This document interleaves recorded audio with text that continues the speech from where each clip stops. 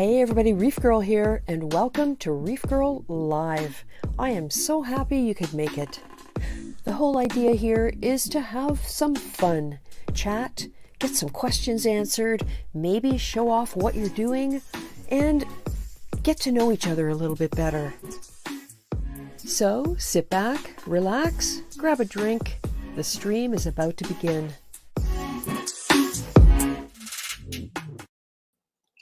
Hi, everybody. Thanks for coming in. Wow, there's a lot of people here already. 14. That's awesome. I can see everybody's been chatting over here. I had a little bit of a delay tonight getting invitations sent out because I realized a couple of weeks back or several broadcasts back, I shouldn't be giving everybody else's email addresses. So I set up a BCC list, and tonight I can't get it to work. So I've sent out half a dozen or so invitations. And if you were expecting one from me and you didn't get it, please just send me an email to reefgrrl@gmail.com, and I'll send you out a link right away. So that's where we are now. About half a dozen people or so have received that, just from people I've been corresponding with this week. So we'll see if we get anybody to come in the studio. And in the meantime, let me say hi to everybody.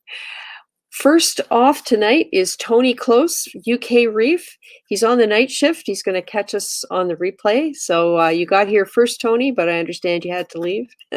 Hey, Benny Fernandez, Braveheart Reefer 525. How are you? Yavi Gwaltney. I'm going to have to catch the playback as well. Yep. Telegram. Jim. I might actually be awake for this one. Jim is early to bed and early to rise. So we'll see what happens there if he can stick with us for a while. Let's see. Who else have we got? Awoken. Kimber Reefs. Nice to have you here. That's great. Dells Reef, how are you? Skookumchuck Reefer, hey there, Skookumchuck. I believe I did send you the link just now. T40, nice of you to stop by, T. Alice Holbert, nice to see you. Calypsos Reefs, hi there, Hector. Insane Reefer, how are you? WVU Reefer, AL, good evening. Marcus's Reef, hi Marcus's Reef. Bert Minshew. Hi, Bert. I think we've been chatting in Instagram comments this week. Who else is here? Oh, that's everybody that's here tonight. We have a question from Yavi Gwaltney. Let's just look at this first, and then maybe the chat can have at it. Has anybody tried using gravity-fed UV lights from Innovative Marine? And if so, did they have success with them? I use one. I have one in Mollywood. It's the Aqua Shield, the mid-size one in the IM Nouveau Fusion 40. And I just, in fact, a couple days ago replaced it because it had been running for 15 months. And I think it does a good job. Of course, there's no 100% way to tell because I have not run this tank without UV. But after having experienced UV and what it does, I probably will never run another tank without some sort of a UV. So if anybody in the chat can add to that, then please feel free. What else? Any other good questions here? Okay, we do have Skookumchuck Reefer. If you remember last week, he was having audio problems. So let's bring him in. There he is. Hey, Reefgrrl, I hope everybody's having a great night. There we go. We can hear you this week. That's awesome. What a concept. Hey, Laminar Flow, thanks for coming by.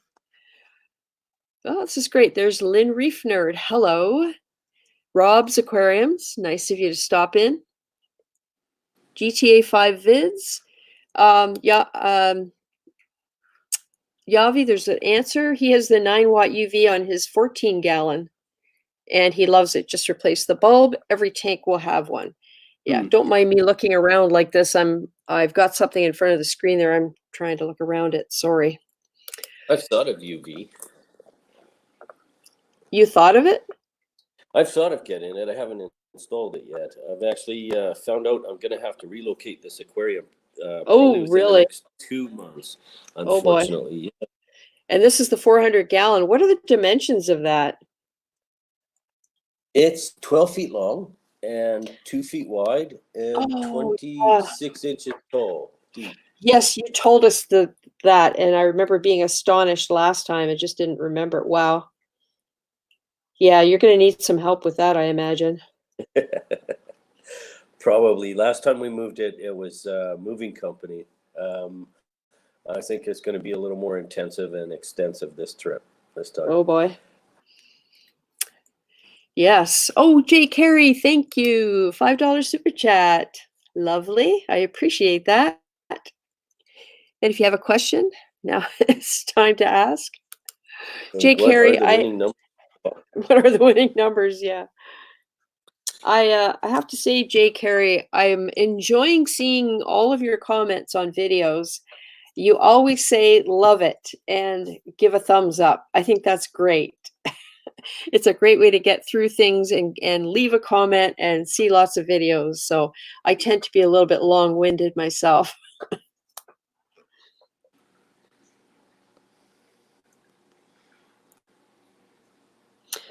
So, Skookumchuck, are you moving house or what's happening that you have to move your tank? Actually, I found out I'm separated, Oh so dear. we're divorced. So, c'est la vie.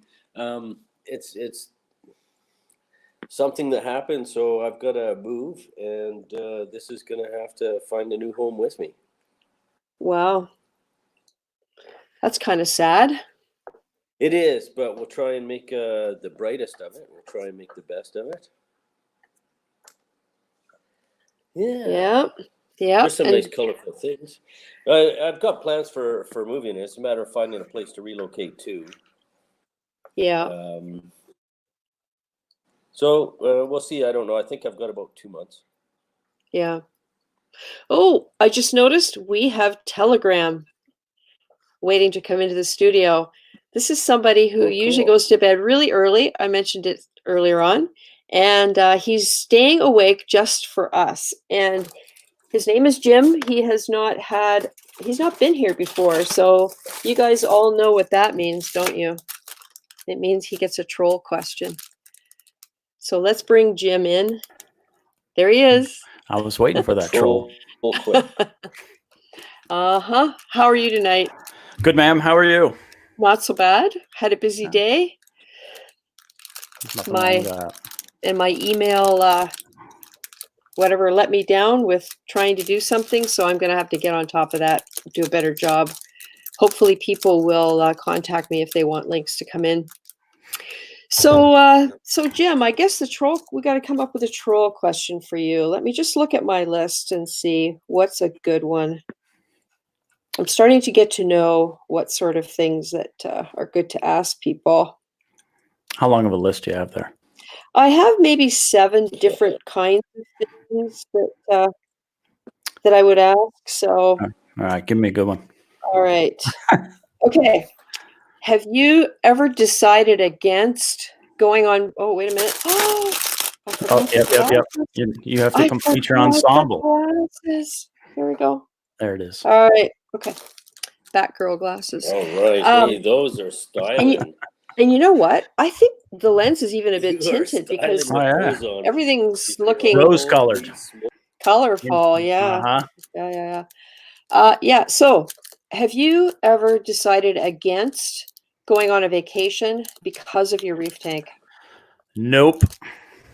Good for you. Nope. And I think that's because what I've learned about you in the last couple weeks since I started following you on Instagram is that you like to do a lot of things. You like to make a lot of things and automate things that people don't usually automate. And you've got interesting projects going on over there.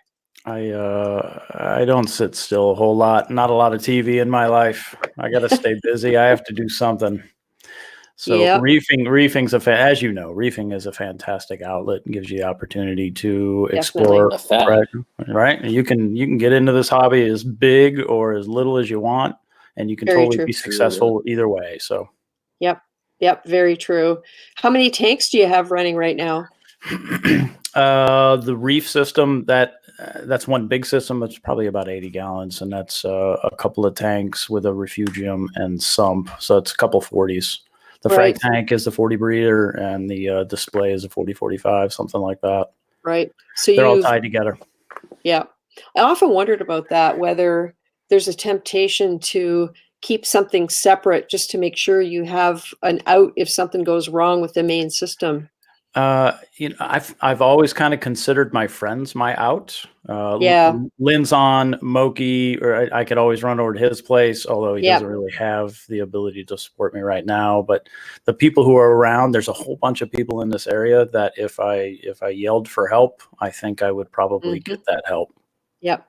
Yeah, that's great to be in that situation. I bet you there are people around my area that I just haven't found. I just haven't had any way to find them. I think a lot of it has been we found a lot.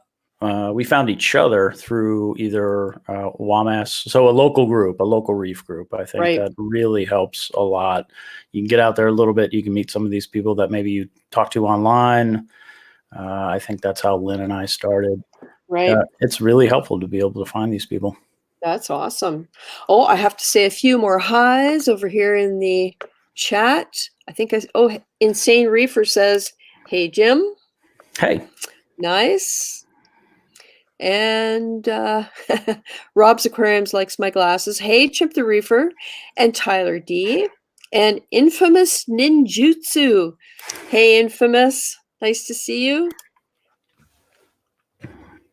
We haven't seen you around all that much. So I understand you've been busy. You've been doing dog training and stuff like that. That's cool.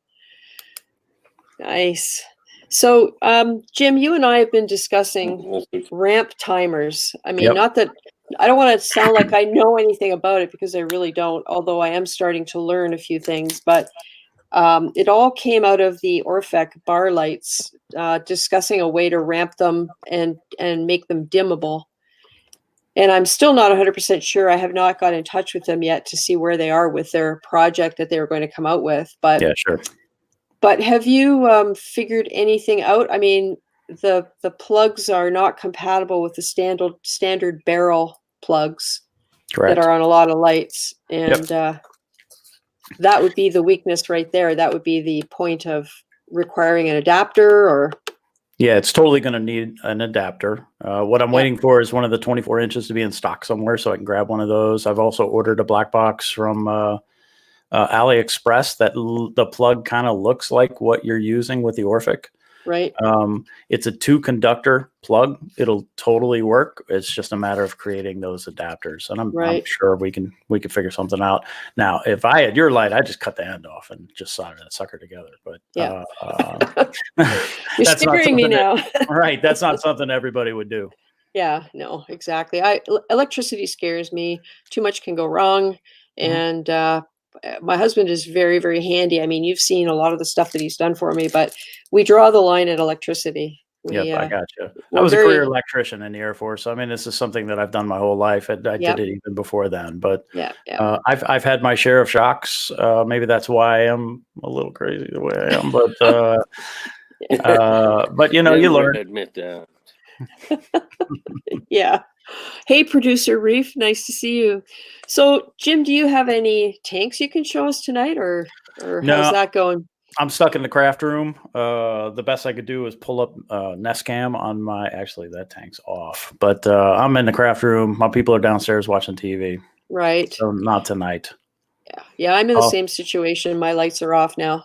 Mm-hmm. I think what time is it? No, everything's off now. The display turns off at 9. Yeah. Nice. So what project are you working on right now that's taking up most of your time?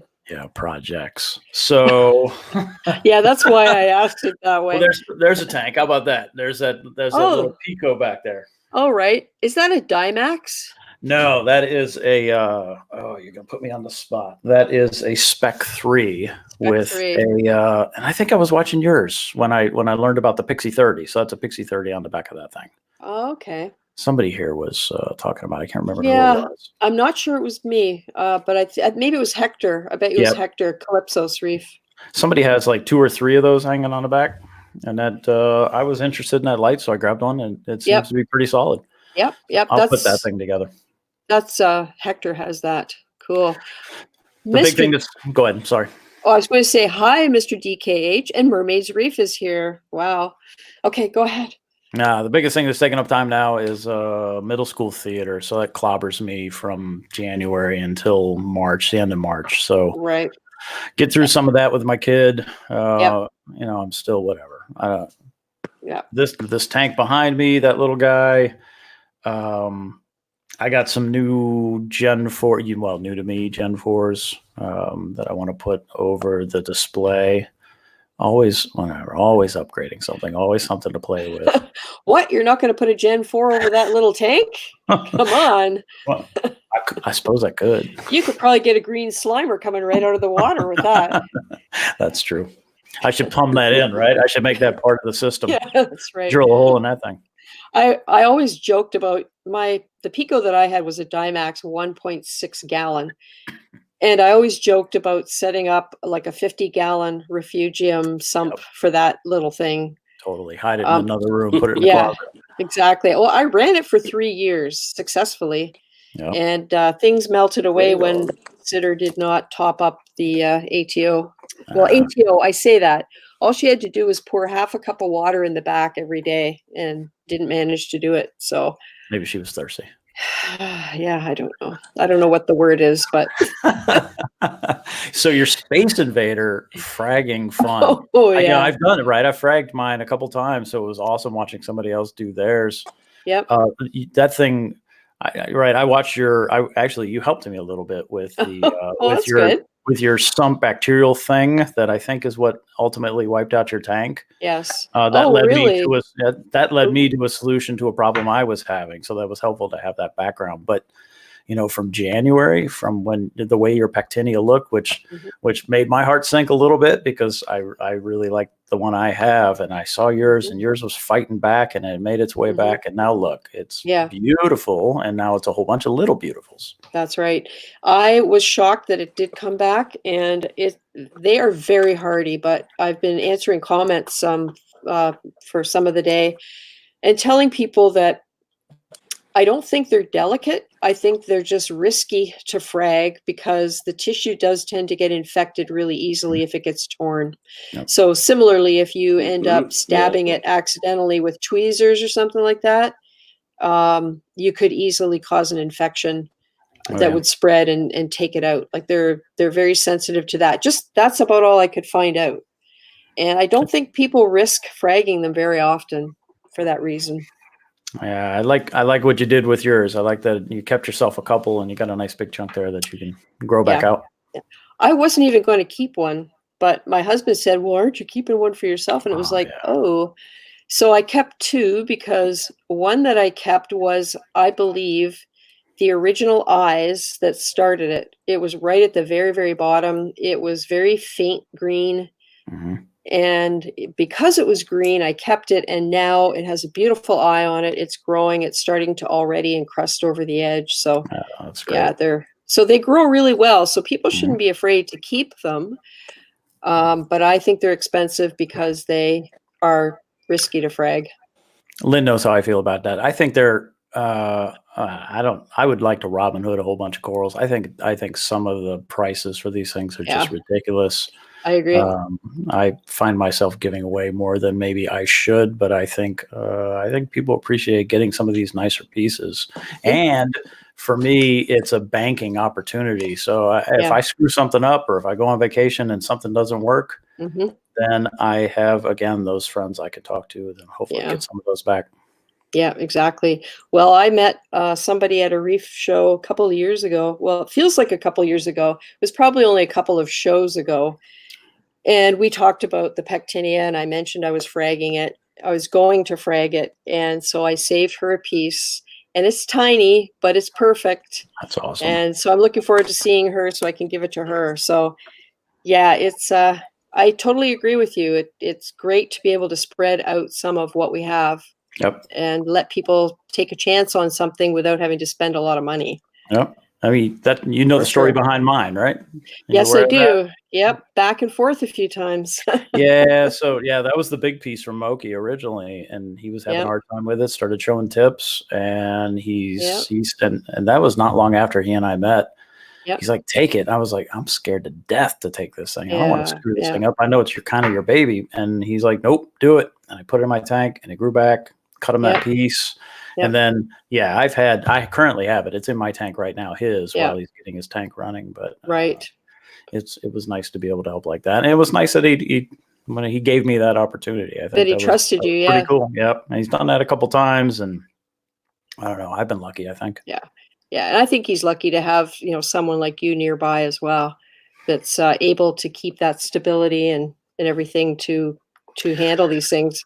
I wish I had better stability. I can tell you that. I put that right. You and I have been talking Orphix, and I think that's a pretty sweet light, and I want to give that a shot one of these days. But I have the Reef Bright hanging underneath. I just put that on last Sunday underneath a couple XR30s, and my alkalinity went from 9 to 6.8 this morning just from adding that light. Wow. Yeah, I saw that on Instagram. That is insane. So that's a way to whack your stability pretty good. So now I got to climb that thing back up.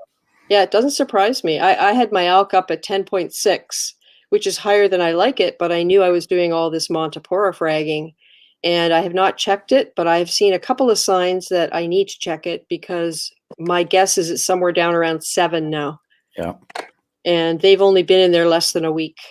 So I did a whole bunch of fragging for a local meeting here, and it jumped up about 1 point, and then it just really dropped back down after I added that. Yeah. It was Fish of Hex who I first heard from about this alkalinity thing, where you can expect a drop if you do a lot of fragging because you've got a lot of healing going on. So yeah. So first I see actually that's a really good point. I saw a rise because right. Yep, it stops for a bit. Yep. Yep. And then it's like, whoop. All right, I'm going to take some of this back. So maybe that also, yeah. Travis has offered some pretty good advice along the way. I've learned quite a bit from that guy, but yeah, that's totally possible that's part of the equation as well. Well, when you think about it, if you're cutting it, you're traumatizing the tissue, so it'll be like, whoa, and it slimes. Then the slime, over the course of 24 hours, especially if you run bubbles, which is what I did with the Monties, the slime goes away, and then they start to grow over that edge, and all of them are growing over the edge already, the cut edges. So I know that it's using up alkalinity, so I got to check it. I just haven't had time. Tomorrow's the day. You got some busy times coming up, don't you? Yeah, I do actually. You've been paying attention with all the moving and everything? Oh yeah. Yep. Yeah, that's Tuesday. We have an appointment to do something different. Plan B. Plan A didn't work out, which is okay because the timeline would have been really pushed. But Plan B gives us 8 months instead of 3 months. So yeah.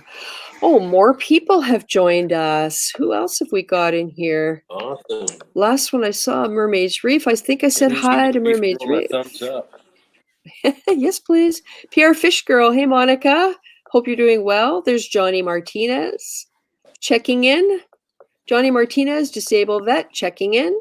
Glad to see you here. Producer Reef, great vid on fragging the Space Invader. Oh yeah, the video took me almost as long as, well, no, not almost as long. The video took me a couple of weeks to put together because I didn't know how I wanted to approach it. I had so much footage. That thing started with about 90 minutes of footage, and a lot of it was me blabbing, blah, blah, blah, about stuff that doesn't matter. But you still have to watch it just in case there's a gem in there, right? Yep. Yeah. There's always a gem in there. Oh, totally. Looks like Insane Reaver lost a red dragon. Those are buggers. I'm scrolling through your comments. I hope you don't mind. That's no, not at all. Please do, because I'm having trouble because the streaming service shows the top chat, YouTube shows the live chat, and I'm trying to get it onto YouTube so that I can actually see what everybody is at, all of the comments that people are making. I think right now I'm seeing live. Yeah. At least that's what it looks like.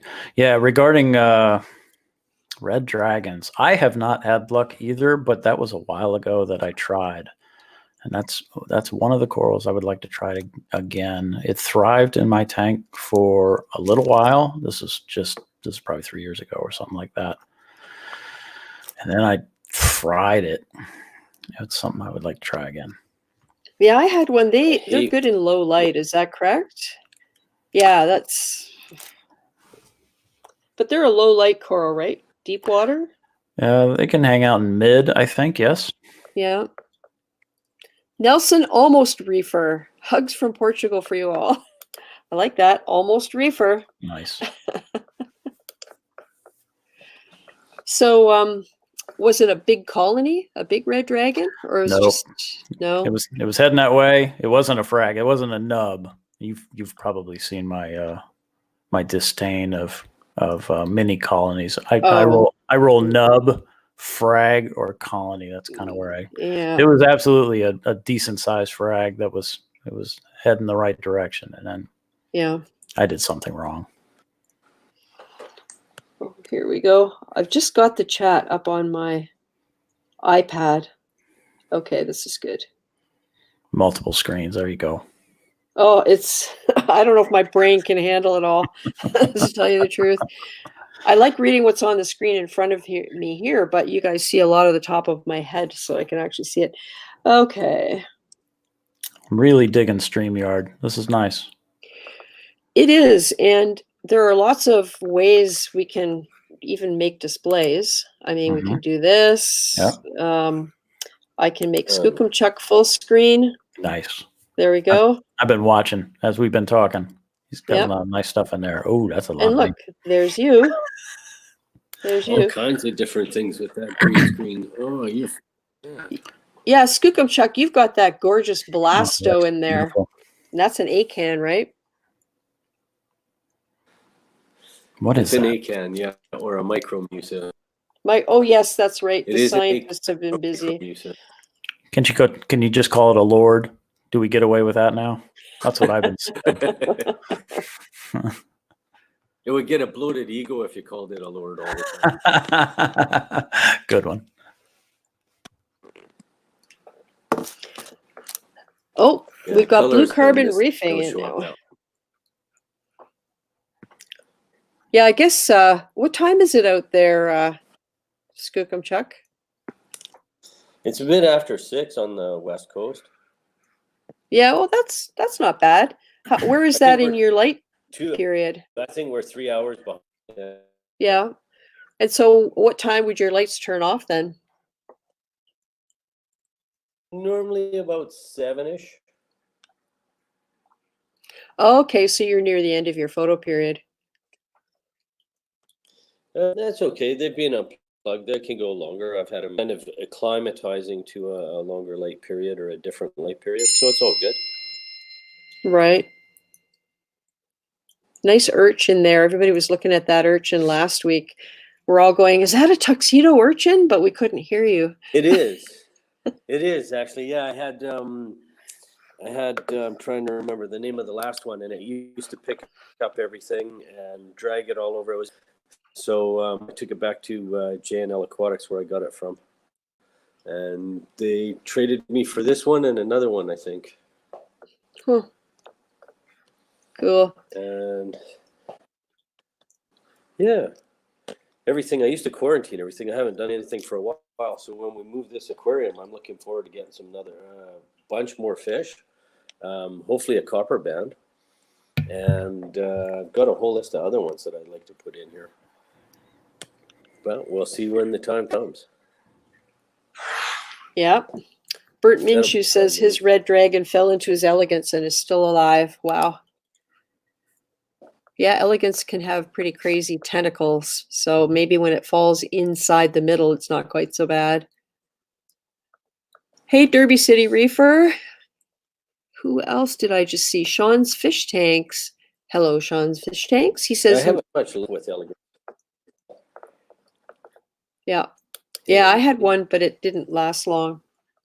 Sean's Fish Tanks is complimenting you, Jim, about your nice acros that you have. Yeah, thanks, Sean. Oh, thank you very much for the compliments.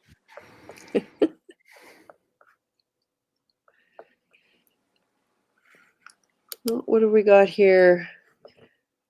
Well, there's a good question. How the big companies are making money from corals. A lot of clubs are setting up frag businesses.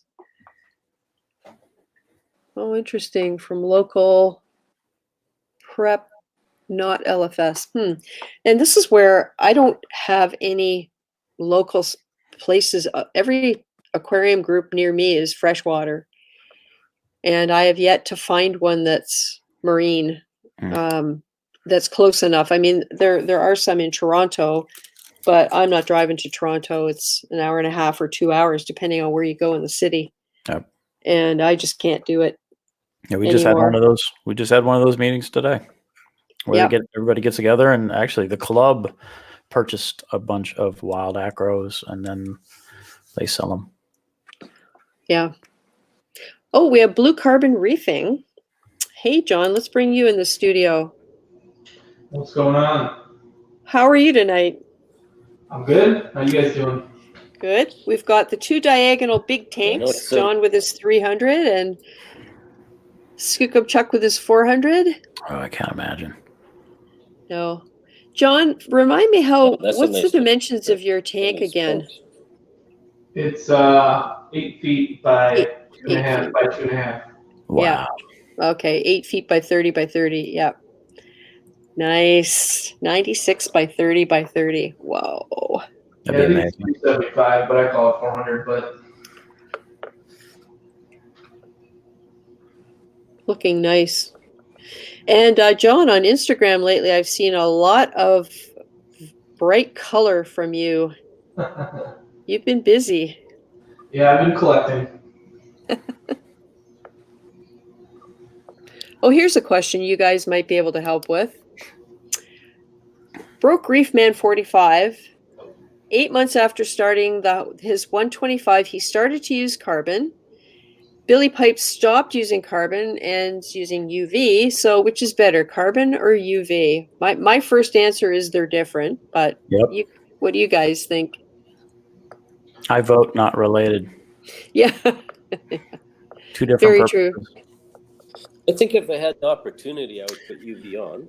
So I'll take advantage of that one day soon. Yeah. I think that's a good idea. And the carbon I put in, heck.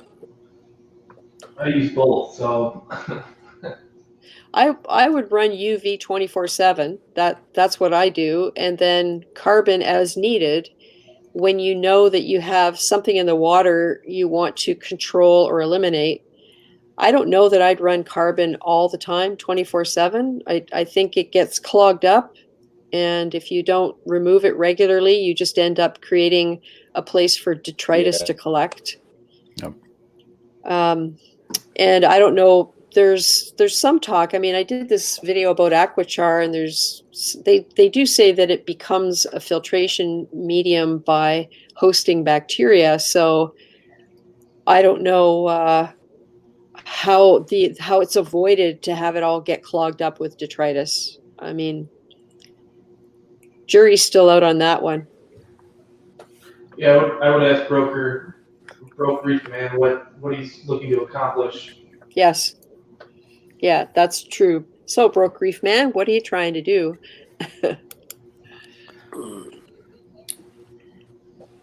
Copper band. This one's the size of a basketball. Oh, you mean the red dragon that dropped into the Elegance, the size of a basketball? Wow. Amazing. At 500 that par. That is looking nice, eh? At 500 par. Well, that's what he said, yeah. That's awesome. Unbelievable. Yeah, well, there you go. So I guess it's doesn't have to be in low light. No. Alice Holbert, depends on the application. I use both. Yeah, I would say that's probably fair. Depending on how much experience you have, I think a lot of times I went through a lot of misdiagnosis in the early days thinking, oh yeah, that's the answer for what my problem is, only to find out later that it's not that simple. It's never that simple.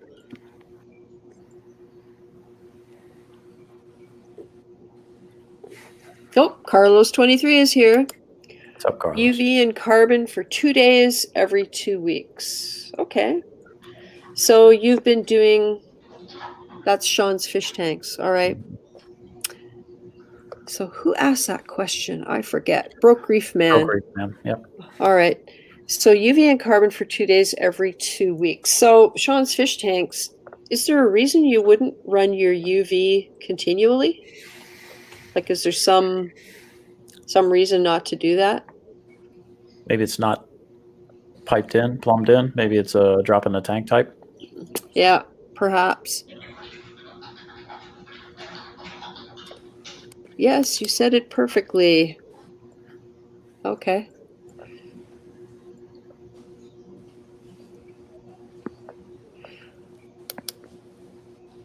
Why only occasionally? I use CPB all the time. So the chat is talking about. Closed up. The toadstool is closed up. Oh yeah.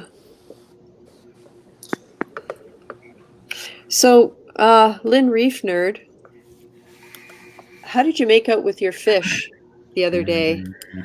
I saw on Instagram where you put some phosphate RX. I think you said 30 drops in your tank, and your wrasses and your yellow tang just hit the dirt. Are any of the fish okay? Did you lose the tang? I haven't had a lot of time today to look at Insta to get caught up. I believe she lost the yellow tang. The other one survived. The rest survived. Okay. Yep. Okay, so she said the yellow passed, the wrasses made it. Wow. Yeah, after I saw that, I went and did a bunch of looking into phosphate RX to see if other people had similar issues. And there was a lot of discussion, but I couldn't find anything more recent than 2017. And a lot of it seemed to be related to the dilution of the dose, and very making sure that you dose it really slowly. And I have been using Elimifos Rapid. I love the stuff, and that is essentially lanthanum chloride. I don't know what other ingredients are in there. I don't know what the concentration is, but what I like about it is that it's formulated for a certain dose amount based on your water volume, just like a lot of these products, as opposed to having to guess what the concentration is and try and figure out yourself how much you should be using when you use an industrial chemical that's not formulated in certain doses for a reef tank. Yep. So Elimifos Rapid, I love it. I have started using it by pushing the dose with a pipette into my filter pads in the overflow cups. So it starts dispersing in my sump right at the overflow, so that by the time it gets anywhere close to going back up to the tank, there are no precipitates left. And it works really, really well. I'm super happy with it. I just wish it was easier to buy. I'm still having to bring it in from the UK, from Amazon. Does not seem to be available in North America, and the Niagara Coral Show is coming up in a couple of weeks. I'm going to be going, and if Lou Ekus is there again, I'm going to ask him about it. Because I met him in Chicago and had a couple of really good conversations with him about various things. And I mentioned it to him, and I cannot remember what he said, because at the time my local fish store was going to be able to get it. And they have had a hard time having their head office bring it in. So it's still up in the air. Yeah, it's really interesting because the stuff works. I'm a Fosban L user, so I dose lanthanum chloride daily. Yeah. Every morning into my Fuge. Yeah, yeah. So Fosban L, that would be Fosban Lanth, and is it a liquid? It is, and it shows up concentrated. You got to mix it 3-to-1, but once you have a 3-to-1 ratio figured out, I use, and I'm pulling it up right now. Excuse me while I'm staring at my screen. I use a calculator. Let me pull it up. Phosphate removers calculator. So it's maybe you know it. I don't know. LarryL.emailplus.org. I can email it to you. I've Maybe you could heard of share it. that. I think I've heard of that a long time ago when I was first looking into phosphate Actually, control. I'm dumb. I'm going to copy it and post it into your chat. And it helps me calculate what I need to do based on my current phosphate reading. And it has always been right. Wow. Well, when I got the Alimifos set up, I don't know if any of you've watched that video. I did the math. I kept track of it over a course of several days. And in my tank, 2 milliliters of Alimifos Rapid will reduce my phosphate by 0.019 parts per million. So whenever my phosphates get close to 1 or 1, like 0.1 or 0.12, 0.13, I just figure out what I need to do to get it back to 0.07. Yep. And for 2-3 days in a row, I just put 2 milliliters in and it gets it right back down. So I think it's something you have to stay on top of, because if you ignore it, it looks like everything's fine, and then something will happen to tip that balance and you won't know where the problem's coming from. I've had good luck. Yeah. So Bert Minshew, do y'all believe the UV sterilizer will kill too much? Okay, this is a myth. Back when I did my UV sterilizer video, I looked into all of this, and the logic of it is what made sense to me, which was what made me believe it. Beneficial bacteria lives on surfaces in your tank, everywhere. If you've got beneficial bacteria up in your water column, it's not something you want there, because it's surplus to requirements. It's extra. It doesn't have somewhere to live. There's a bloom. It's come into the water. You want to get that out of your water, because not only will it still multiply and make more in the water, but also you're going to be affecting the clarity of your water and the light penetration. So in my mind, you want that out of your water, because it's not doing any good anyway. The beneficial stuff lives on surfaces, and where it comes into contact with the detritus and all the other stuff that it eats. So when people say it's that UV kills too much beneficial bacteria, it kills extra beneficial bacteria. And that's what I base my use of UV on, is if it's in the water, I don't want it there. I want it gone, because I want my water clear. So does that make sense to you guys? Oh yeah, agreed. Because you're also benefiting from the anaerobic bacteria that's living in right underneath the surface, exactly. Either if you have sand, or in your media that you may have in your sump, or inside your live rock. So right, that doesn't require oxygen, and it's still performing a job. And your UV sterilizer is not going to whack that. No, and it's just the stuff that gets stirred up one way or another that you don't want up there anyway. You want to get it out of there.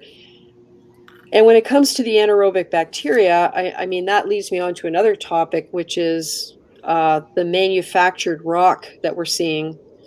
The stuff, that the shapes and the reef rock and things like that. And I think that stuff is wonderful to build an aquascape. It looks really nice, but I don't think you can rely on it as filtration media. They can coat it with all the bacteria they want. It's not porous enough to act as a filtration medium. And I really think that's behind some of the issues I've had in Mollywood with getting things balanced. Is it's mostly the shapes rock, which I love, don't get me wrong, but it just doesn't have that ability to act as a filtration medium because it's not porous enough. Interesting.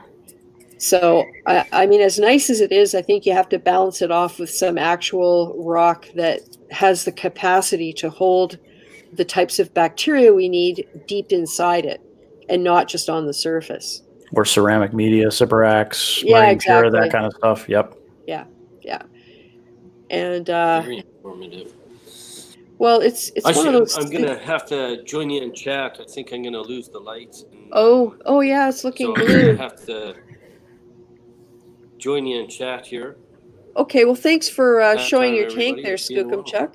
Yeah. Thanks for having me on, Reefgrrl. Hope everybody gives Hey. you a thumbs up, and those people that haven't subscribed to your channel should.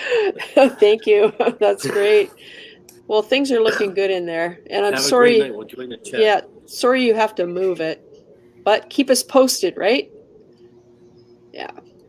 Have a great night, everybody. Yeah, you too. You too. Oh, okay. Let's do Sorry to see that, this Tina. one. I know I'm not looking forward to moving the tank. I'm so afraid of what I'm going to lose. Let's just see. There's more discussion in the chat here. Broke Reef Man 45. Crow Warfare. Yeah, pretty much. Free floating algae and good bad microorganisms. Yeah, that's pretty much it.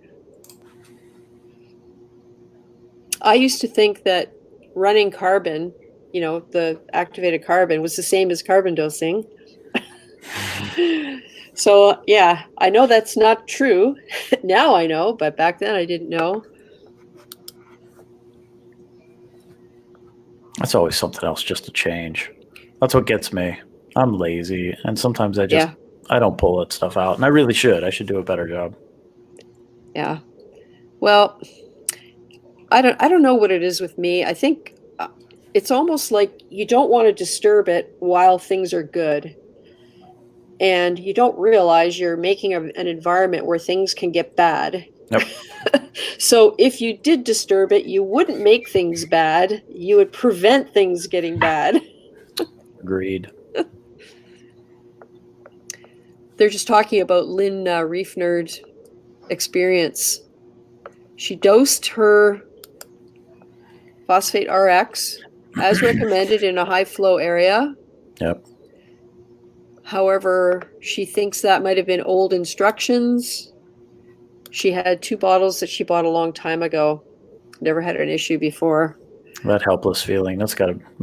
We've all experienced that. It's just terrible. Yeah. Yep. And one of the reasons why expired stuff, I don't keep it anymore. That was my New Year's thing for me, was to get rid of it because I'm not going to use it anyway. I'm going to pick it off the shelf and go, I'm not using this. Why did I keep it? Because now I have to buy some because I need it and I thought I had it, but it's expired, right? Yeah, I'm really bad at keeping stuff 2 or 3 years past its expiration. As long as it's not your mayonnaise, you'll be all right. Yeah. Hey, here's a fast fact. Did you know that when people get sick from eating potato salad, if it's gone off, it's usually not the mayonnaise that does it, it's the potato. Interesting. Because the potato gets a fungus or some sort of a fungal thing that grows that can make you sick. And everyone assumes that it's the mayonnaise that's gone bad, but it's actually the potato. So there you go. Now you got to test it. Now you got to go get some old macaroni salad too and just see what happens. I'll leave that to you. You're the one who enjoys testing all of these things and finding out, right? I'll need more bourbon to make that go away. Uh-oh. Yeah. Oh, Tina, sorry to hear that. Oh, dear. So you're going to have to sell your systems. That's a shame. And I wonder, is it something you can get back to at some point? I mean, I know arthritis is not fun. Look at my hands. My fingers are not good. But wow, rheumatoid arthritis, that's really too bad. And foot surgery? Oh, boy. Wow, that's a lot to go through. ATF in the house. Sorry about that, Tina. Yeah. Yeah, we all have these things just waiting around the corner, don't we? We just never know. Agreed. Never know.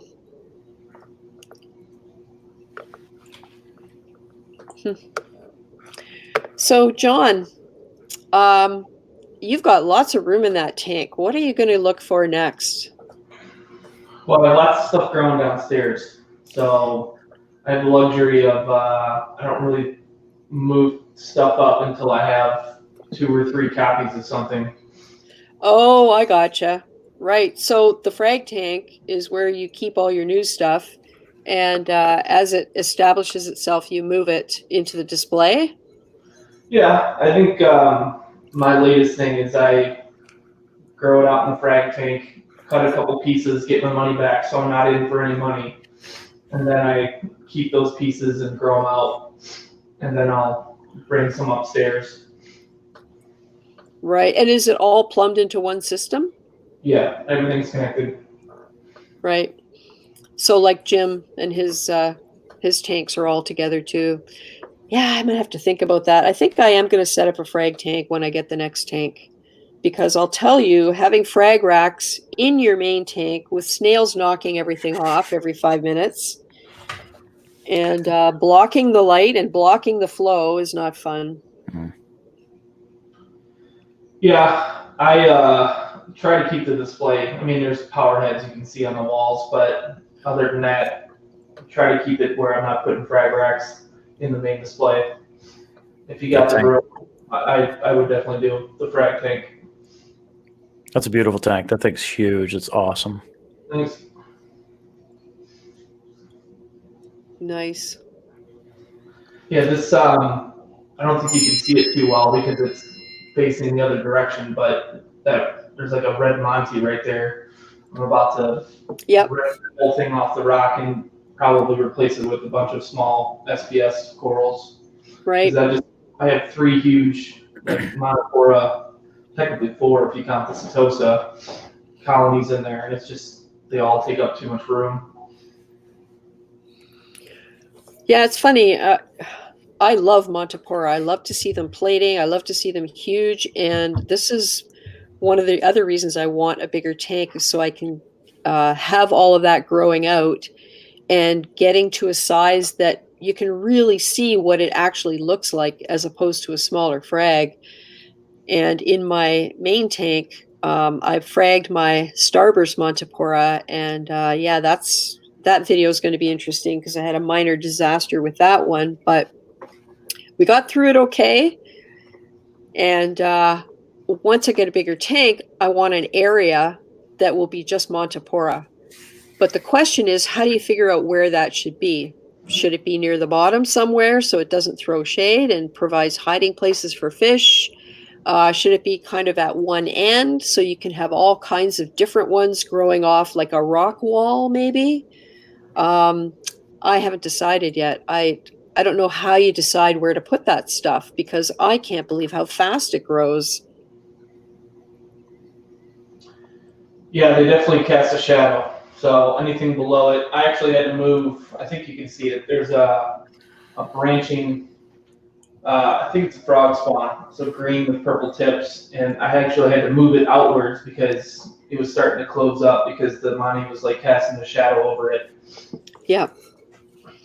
Is that one big Monty, or you have a red and a purple there? No, it's the underside of the red. So it's one big Monty.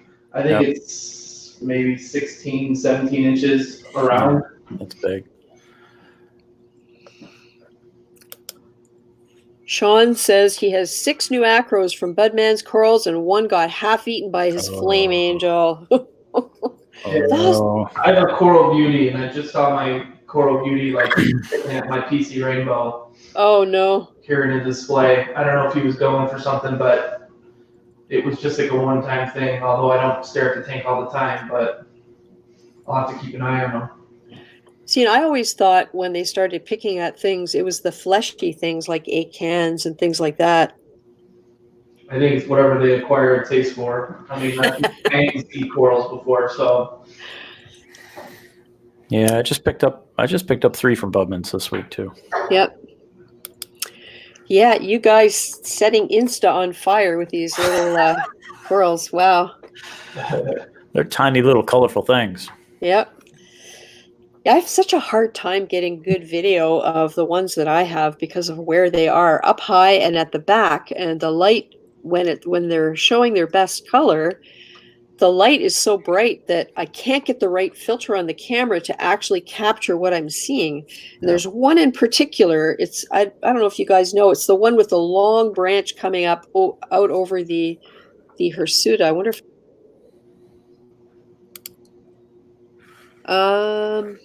see the hirsuta right above my head, the green one.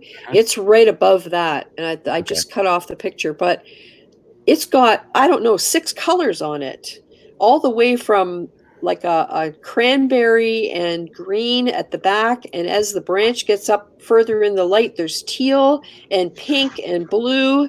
It's unbelievable. So I wish I could I wish I could get better video.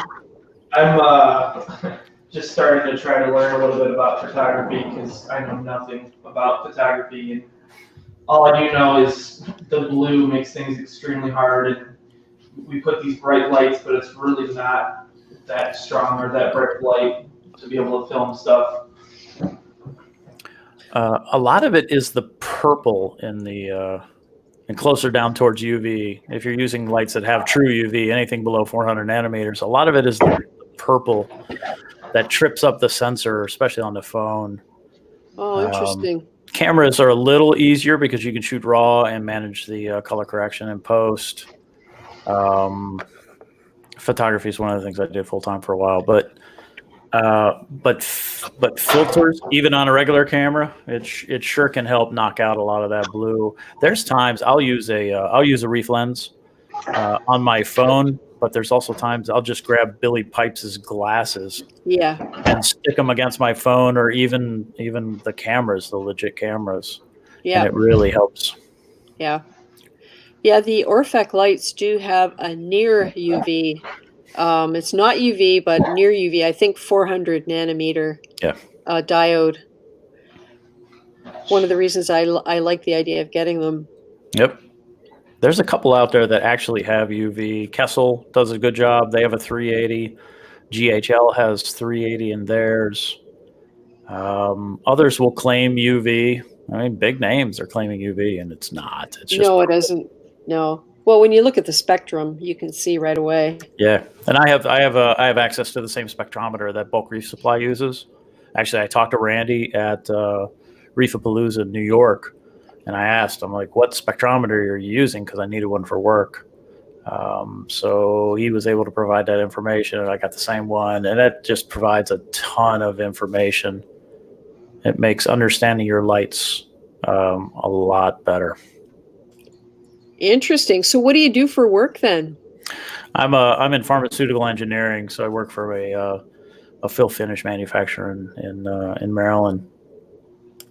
Interesting. But I've been engineering and maintenance for, in military for 20 years, and then engineering and maintenance and pharmaceutical for about 12. Yeah. Yeah, it's interesting looking at the backgrounds of all of us in this hobby. Such a wide variety of where we have come from, what our training and our education is, and all of a sudden here we are doing this hugely complex thing. Or crazy easy, right? I guess it just depends on how you approach it. Yep, it's true. My home system is insane, but I mean, it's a whole lot of insanity packed into this tiny little 80 gallons worth of water. Mm-hmm. The tank at work, I don't maintain it at all. I dose all for reef. I rarely water change that thing. My coworkers clean the glass. That's the extent of what I do there. We just feed the clownfish, and everybody's happy. Yep. Maybe the secret is to set up a tank that's good for clownfish, because those ones are the ones that people, A, really enjoy watching, and B, seem to be easier to look after in terms of the amount of maintenance and troubleshooting you have to do. There's coral in there too, and they're doing fine, but I really don't. I have no idea. I don't test that tank. I have no idea any parameters. I don't even know what the salinity is. Speaking of clownfish, did you see me flinch when I put that algae in on the clip? Are they chewing on that? Oh yeah, you got one right there. It is. Yeah. Mine does too. This is an Ocellaris, but it's the female because it's obviously the bigger of the two. But every time I stick my hand in the tank, she bites my hand. Oh yeah. Wow. And it doesn't matter. I know it's coming. I flinch every time. Yeah, my female clownfish, I think she does not like the way those things swing around because she always goes right after them. She dives right in the middle, shakes her head, and just basically tries to rip it off the glass. Yeah, she's aggressive. Are they laying eggs? No. No, they host the side of the wall on the right side of the tank, and I mean, if they ever did, they would be gone overnight. I've never seen eggs. Huh. Yes, I scraped an area on the glass to put a power head on, and I was unable to put a power head on that area because the clownfish ripped the basket right off of it and pulled out the impeller. So I had to move it up above that spot, and I'm realizing now they really appreciated the fact that I cleaned the glass for them so they could lay their eggs because that's where they lay their eggs now. Yep. I wish I could get the two at work. There's one bigger. They just sort of hang out together. There's no babies yet. One day. Kim says her female clownfish has started splashing her. She's got good aim and splashes her face all the time. I think it's hilarious. They know we're there. They do. Oh, I even think they recognize your faces. Yeah. Oh, yeah. Because they know when someone different comes into the room. For example, my husband, or maybe it's because when I walk up to the tank, I go relatively slowly and I don't turn the room light on. So they really can't see me the same way as if I turn the room light on, then all of a sudden it's like, whoa, there's somebody out there. Oh, Bert says he thinks the new Orifec UV dips down below 400 nanometers. Yeah, I haven't looked at that. We just got to talk them into finding one in stock. I'll measure it. So, have you actually checked with them, like with Orifec directly? No, I haven't. Because that's where I got mine. Being in Canada, Okay. They're hard to get. But if you contact Tommy at Orifec, he should be able to hook you up with what you need. Okay, cool. Thanks. Yeah. The 24s were sold out. That's what I was looking at. I wanted to compare that directly to that black box that I have coming and the Reef Bright. Right. That would be a great video. I think they all might be pretty cool lights. That black box, that's just I think I already said 450 and 470 nanometer. So just blues, very similar to what you get with a Reef Bright. Right. So is it a strip light? It is. Oh, black box strip light. That's interesting. Yep. And what brand is it? It's non-branded. It's nothing you would recognize. Right. Okay. It's 30 watts, which is what a 24-inch 30 watt usable, which is what the 24-inch Reef Bright is. And it was like $45. So I have to see it. Oh boy. Yep. We'll kidding. We'll know soon enough because I'll put it on the kilowatt and put the spectrometer underneath it, and we'll see what it shows. Nice. Photons are photons as far as I'm concerned. As long as the spectrometer's picking them up, then I can know what's going on. Yeah, that's what matters. Yep. Yeah, when I got the Orifex, when I was doing the research, actually, in Canada, it would have cost me twice as much to get Reef Brights. So it was no contest. And then I get these Orifec lights, and they're freaking gorgeous. And the price, even in the US, the price is good. I think the Orifec 24-inch beam, the bar light, is less expensive than the Reef Bright. Yeah. And they're both 30 watts. So yeah. Oh, here we go. Derby City Reefer. I'm a flooring installer, and all the guys that work for me think I'm crazy listening to reefing videos all day. You learn. There's so much out there to learn. Yeah, usually when I listen to them, I have a streaming device for my. I wear hearing aids, and not all the time, but the streaming device goes straight into the hearing aid.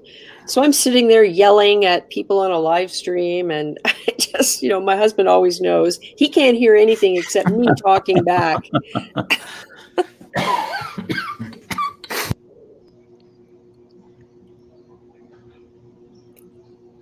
Oh, Alice has some advice for clownfish. Get a little clay pot at Walmart, sink it in the sand, and face it to the back. Oh, okay.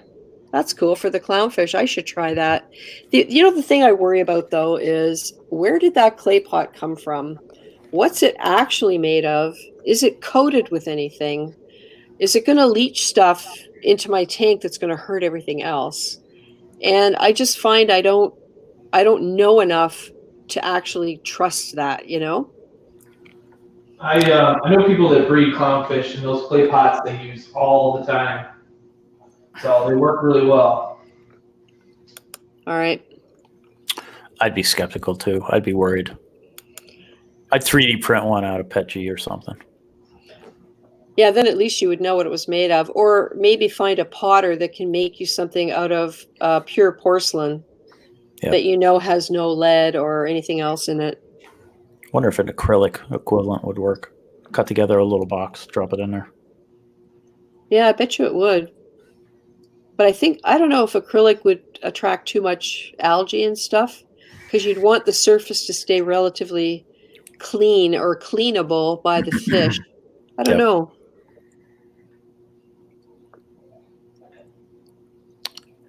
I'm wondering if I get lucky. I put a clown tang in here. I already had a soul hole that I had to evict because he was being a jerk, but this one seems a lot more docile. Huh. Could change, though, very quickly. GTA 5 Vid says clay pots are generally safe. They're made in the US. Yeah. Yeah, those I would trust, but anything brought in from offshore, I love the dollar store, don't get me wrong, but knowing the problems that there are with some materials that get used, I'd really hesitate to put them in a reef tank from offshore. It would suck to choose poorly. Yeah. Should I worry about those dosing containers? I don't know. What are they supposed to be used for? Are they food grade? I believe they are. I mean, I don't know if there's anything on them that would indicate that. When we were looking for containers to use for my mixing station, we did all the research into what you can use to store water that's safe, that's not going to leach anything. And I cannot remember what the symbol was, but there is, if you look into it, there is a certain kind of plastic that is safe to use that way. And it generally does have this triangular or some kind of a symbol or a letter on it.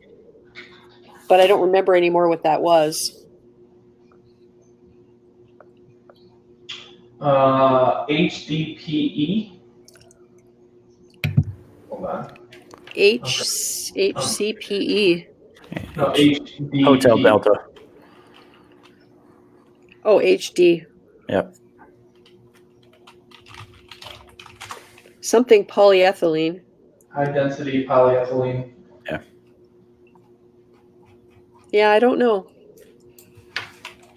More tightly packed and stable on other food grade plastics, meaning less plastic can leach into your precious food stores.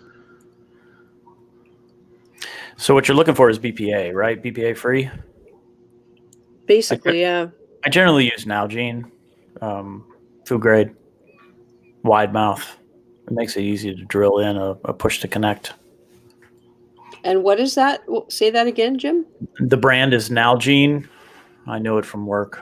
Nalgene. Oh, okay. I get it from Amazon. So it's a Nalgene. You can get them 1 liter, 500 mil. And they're very easy to use. Those are my dosing containers. Right. Because a lot of times, I'm sorry, the dollar store stuff says BPA free on the label. I just don't believe it. Yeah, agreed. I can't believe it. Yep. Because nobody's actually monitoring that. I mean, I don't think there's any inspector at the border going, wait a minute, we got to test those, $1.25 containers. Yeah. Like a 2-quart for me, that's $14. They're not inexpensive. And you could certainly do the same with water bottles, which I think is why you see so many people doing it, because generally that's decent plastic. So yeah, I just got a 3-quart container from the dollar store for $1.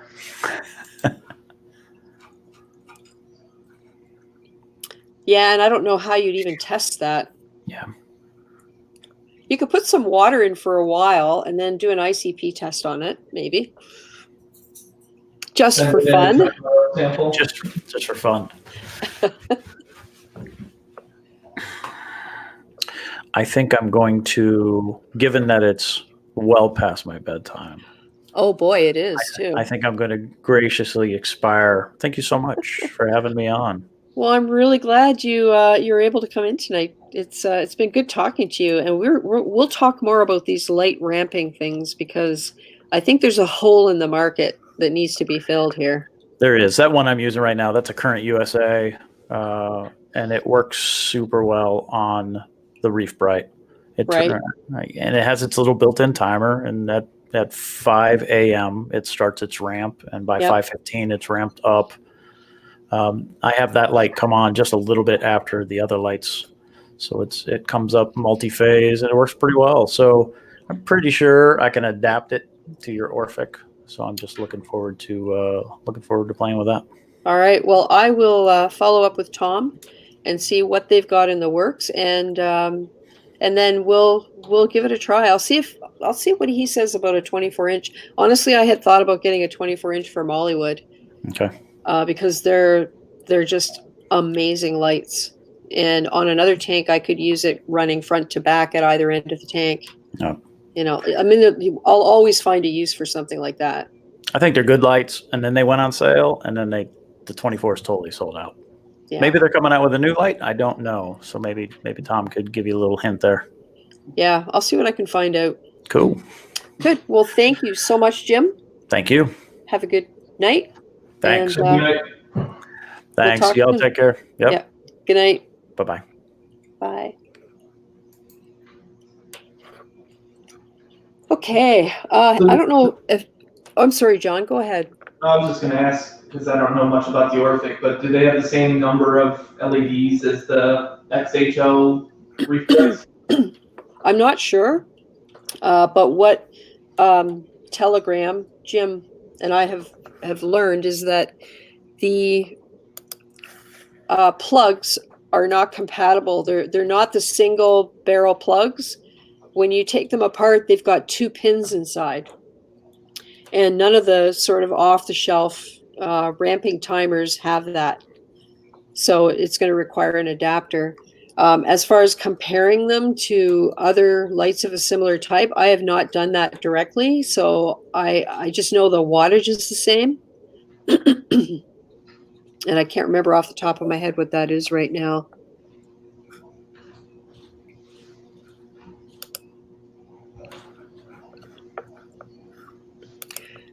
So if anyone wants a studio link, send me an email and we can have you in here. Let me just see if anybody has emailed me. It's totally possible.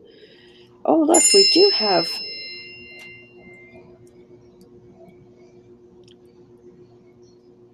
All right, I got a picture from Benny, but I don't think I can upload it, Benny, because it's a really big picture. It's 5.8 megs. So why don't I tell you a little something that happened to me while I was working on Mollywood. Let me find the video here. So I had to do maintenance on the pump, and this is something I've planned to do since the Christmas holidays and not got done.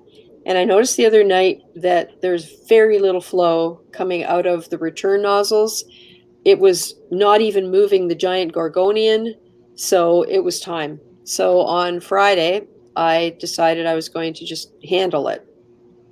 I got the new Jabo DCS 1200 that Billy Pipes had shown on a video. Excuse me. and and it was handy. I had it ready to go, so I thought I'm just doing it. So I spent 12 hours getting this all done. And right at the very end, after cleaning everything up and getting it all ready, the last step was to pump out all of the water in the back chambers, because it's an all-in-one. So there's a few gallons of water in the back chambers, and I knew that that had to be cleaned up because in all likelihood there was all kinds of gunk at the bottom. So I stirred it up really well, and I set up. My husband wasn't home, so he couldn't help me with what I had to do. So I set up what I thought would work to keep the jar, the big container in place for me to pump the water in. Right? Okay, so here's what happened. Let me show you. I was pumping out the back section of Mollywood. It's an all-in-one on Friday, doing some maintenance, cleaning the pump. And yeah, here's what happened. It's going to be to empty this jar, because I have a feeling. Shit.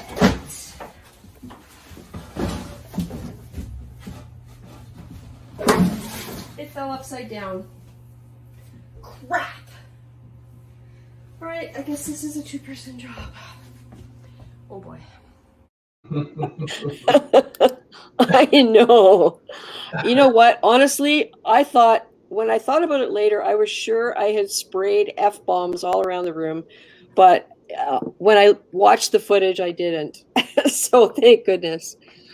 So yeah, that happened. And if I was a real professional, I would have grabbed the camera off the tripod when I pulled the door back, because it fell down behind the door, and got it on video. But the jar was perfectly upside down with the top of it kind of suctioned to the floor and the water sitting in it. And I had no idea what I was going to do. So I just grabbed a towel, laid it down, and I really quickly uprighted the jar. And I think I lost about maybe a half a gallon of water all over the floor. Yeah, I don't know. Some days you just... So does your husband get upset at stuff like that, or no? No, actually, I have another story. I've been staying at my daughter's 1 or 2 nights a week to help out with the baby. And before I left, at one point, I did a small water change on Mollywood because it really needed it. And something has happened to the controller for one of the pumps that we use for the water change and the ATO pump system. So the controller cords in the basement, one is for ATO, the RODI pump, the RODI, and the other is for the salt water. So all we have to do is switch the cords in the basement, and I can use the RODI switch in the drawer upstairs to get the water from the correct place. So the saltwater pump is the one where the controller stopped working properly. So I switched the cords so that I could do the water change. So therefore, turning on the RODI switch in the drawer meant that salt water was getting pumped up from the saltwater tote into Mollywood. I forgot to switch the cords back before I went off to stay at my daughter's. And one of the things my husband does when I'm away is check the ATO. Well, it needed filling, so he turned on the RODI switch, but I had to switch the cords back. So he couldn't hear anything. And we don't open the drawer that it's in because you can hear the water coming out and hitting the inside. It's splashing, right? And he just couldn't hear anything. He couldn't hear anything. And then he looked down on the floor and he's standing in a puddle of water because all the salt water is coming out of the hose that I have hanging over the door. So what did he do? Well, he panicked and he called me and he said, like, he turned it off, and he thought it was something he did wrong, but no, it was me. So yeah. Oh, we've had some adventures lately. I just have too much going on, and sometimes you just don't get every single detail. Anyway. There's when you get things to be too complicated, that's where mistakes start to happen. Yeah. Well, it's this whole switching the cords thing because we're pretty sure the issue is the connection in the controller cord, because I don't know if anybody remembers when we set up the saltwater and the water change in the ATO system to pump water up from the basement. We're using the Jabo pumps, which are awesome. The pump works. I'm pretty sure the controller works. We think there might be an issue in the cord between the two, because we had them extended using the right kind of wire by an electrician. And we think that perhaps the connection has let go. So the signal's not fully getting through from the controller to the pump to start the motor. So it's saying the impeller's not running. That's the error code that we get. But when you switch the cords, the pump works. So we know the controller works because we tried the controller with the other pump and it works. It's just, well, no, actually, that's not right. The only thing we haven't been able to try is the actual wire that connects the controller, the end at the top to the end at the bottom, the splice that we put in. So the easy solution, because we know we're taking it all apart, is just to switch the controller cords to the other pump, because we know that that connection works. It sounds crazy complicated. I'm probably not explaining it very well, but it's kind of a workaround for the moment. But that is the flaw. If we forget to switch the cords back, we got trouble. So you're then shooting the salt water. Yeah. Oh, Derby City Reefers looking forward to the Xenia fragging video. What I can tell you is you would think it would be easy. It is not easy. And I finally discovered a way to make those stupid things stick.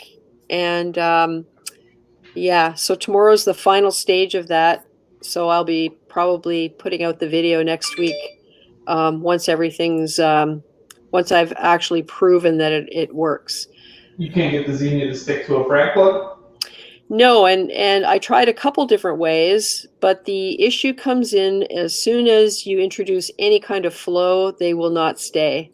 They stick initially, but putting them back in the tank, even protecting them from flow, just having them in the water, just the movement of it, they won't stay where you put them.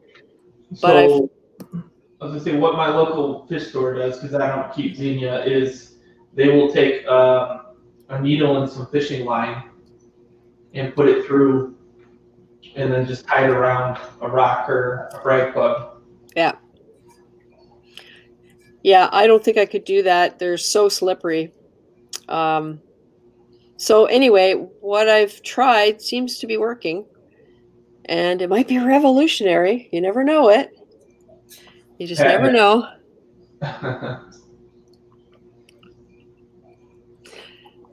So, Hector, did you get the link that I sent? I sent it to your iCloud email, the one that you said is working now.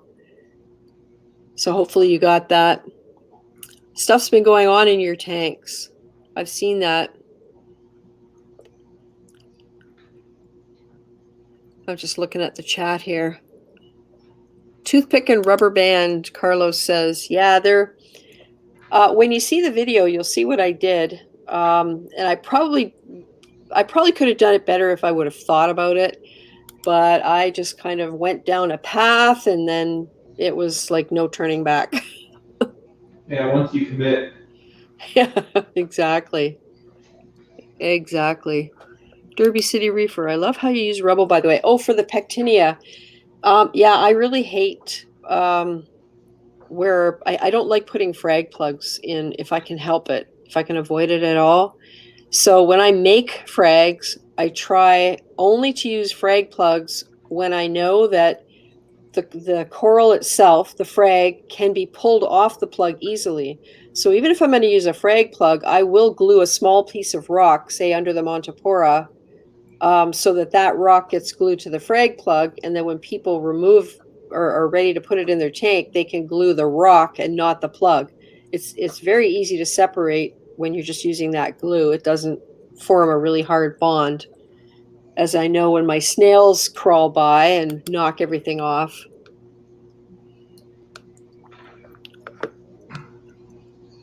I don't use too many snails. Although people complain about urchins, and I have not had any problems with urchins. I only use the tuxedo one, so. Yeah. Oh, we've got Hector in the studio here. Hello, Hector. Hello. How are you? I'm here. A little sick, but we're Oh, here. geez. You haven't been to Yeah. China or anything, have you? No. No corona? No. My stepkid was sick, then the wife, and then me. Oh. So I got sent from work. Since Wednesday. They didn't want me there. Yeah. Oh boy. It's serious like that. Yeah. Twins Reef. Twins Reef, do you mean I'm using my mouse and you guys can't see it. How crazy. You mean the one behind me? That's my tank. That's Looking beautiful. That's the right hand end of it. I got some different pictures for the green screen. So just to show part of it. Yeah, but now you can see no rocks or nothing back there. I know, it's crazy. You can imagine how I feel at the idea of having to take the rocks apart because there's going to be so much coral on the rocks. Oh, yes. Then when I get to the other end, once the holding tank is ready, I have to reassemble everything. It's not going to be fun. It will. Yeah. Oh, man. So Hector, how's it going in the reef these days? Well, I still don't know what's going on. I mean, everything's looking better, but I don't know. I don't know what exactly happened. All I did was move a rock from the tank, put it in the sump, and the other rock put it back from the sump to the tank, and something crazy went on that I can't explain it. Yeah, this was when you made that little bridge. Yeah. And you think it's the pallies? I thought it was the pallies, but that same night I fragged them and I put them on the frag tank, and nothing reacted to that in the frag tank. So, wow.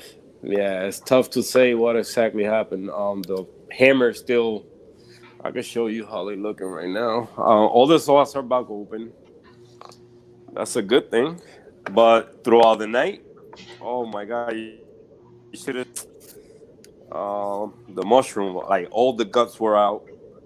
Oh, you're kidding. Yeah. That's definitely a response. Yeah, even the hammer too. Like I came through the night with the flashlight, and the hammer has some white stuff coming out. My dendrils haven't opened completely.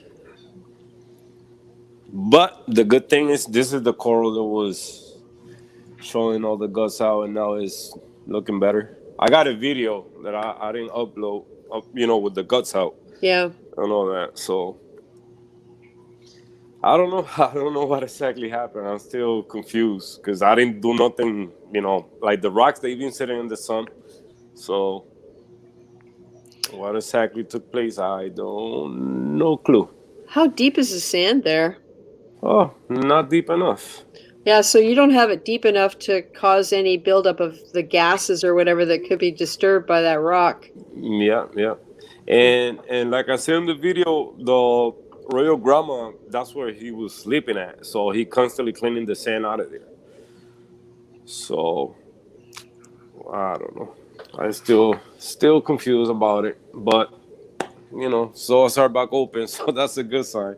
Yeah. And it was crazy. It was only the zoas, the hammer, the frog spawn, and the akins a little bit.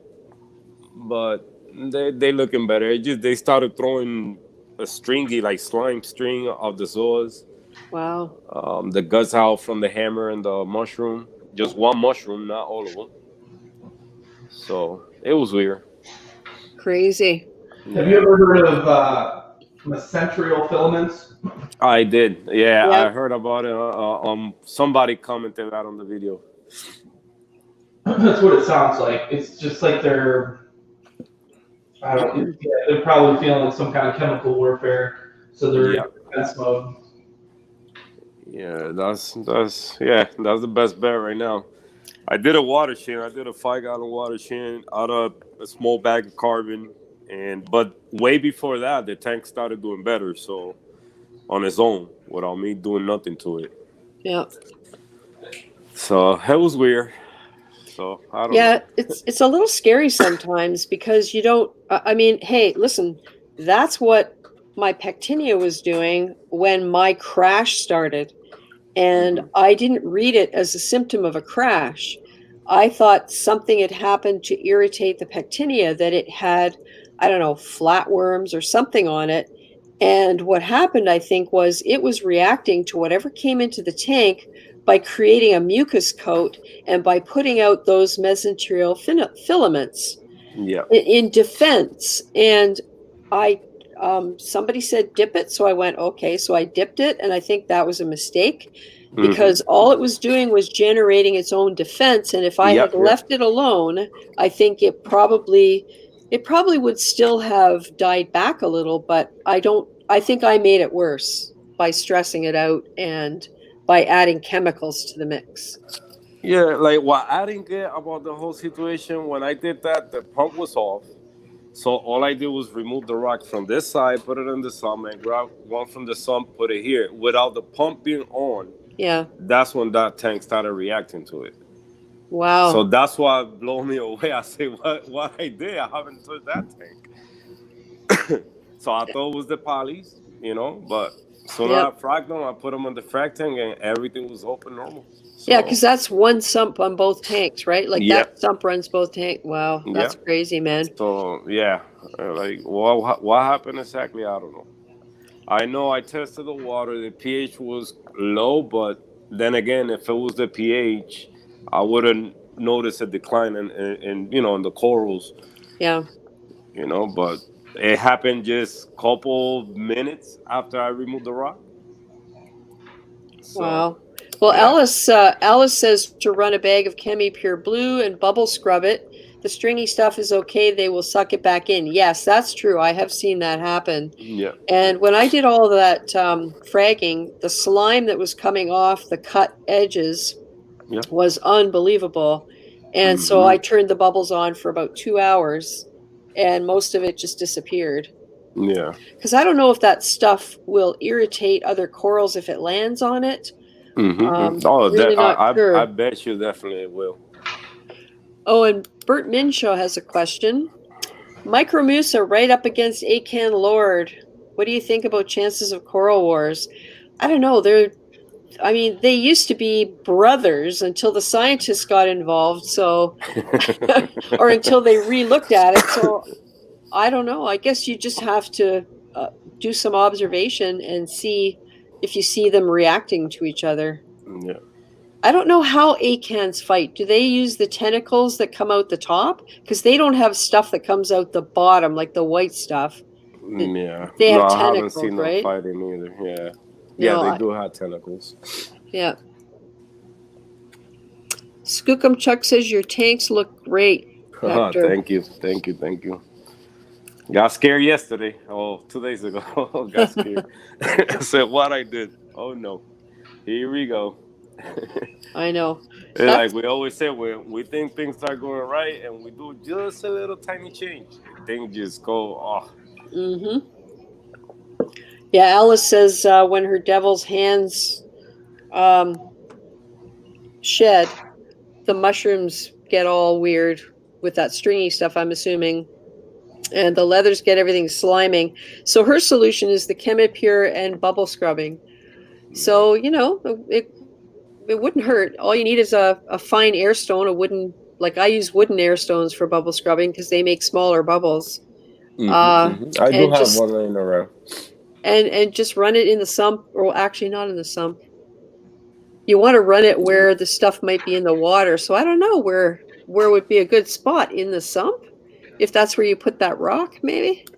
And the rock, I took the polys out already, so the rock's still in the sump, but the polys are no longer in the rock. So right. Well, you don't know what they leave behind. Yeah, true. But things looking better, so hopefully in the next few days everything will be back open again and happy.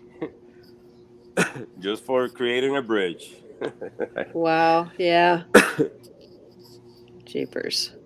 Broke Reef Man says his Poecilopora has a shaded area at the base and is in a polyp bailout loop. The polyps grow back, then bail out. I don't know. I've never seen that on a Poecilopora. I have a Poecilopora that's getting killed by a hammer, and I need to get out there and save what's left of it because it's like completely white. The hammer's been going to town on it. If you can see the picture behind me, this party crasher, there's a Goniopora above it, and over here, just out of camera, is the Poecilopora. But I don't know. I have not heard of that happening. Maybe something's nibbling on it. You know, maybe one of your inverts is farming, so he eats a little bit and lets it grow back, and then Probably, eats it again. Yeah. You know, like a cow grazing on grass. I don't know. Yeah, good way to put it. Some have luck, but I think micro will kill acan. Well, you could find out and let us know.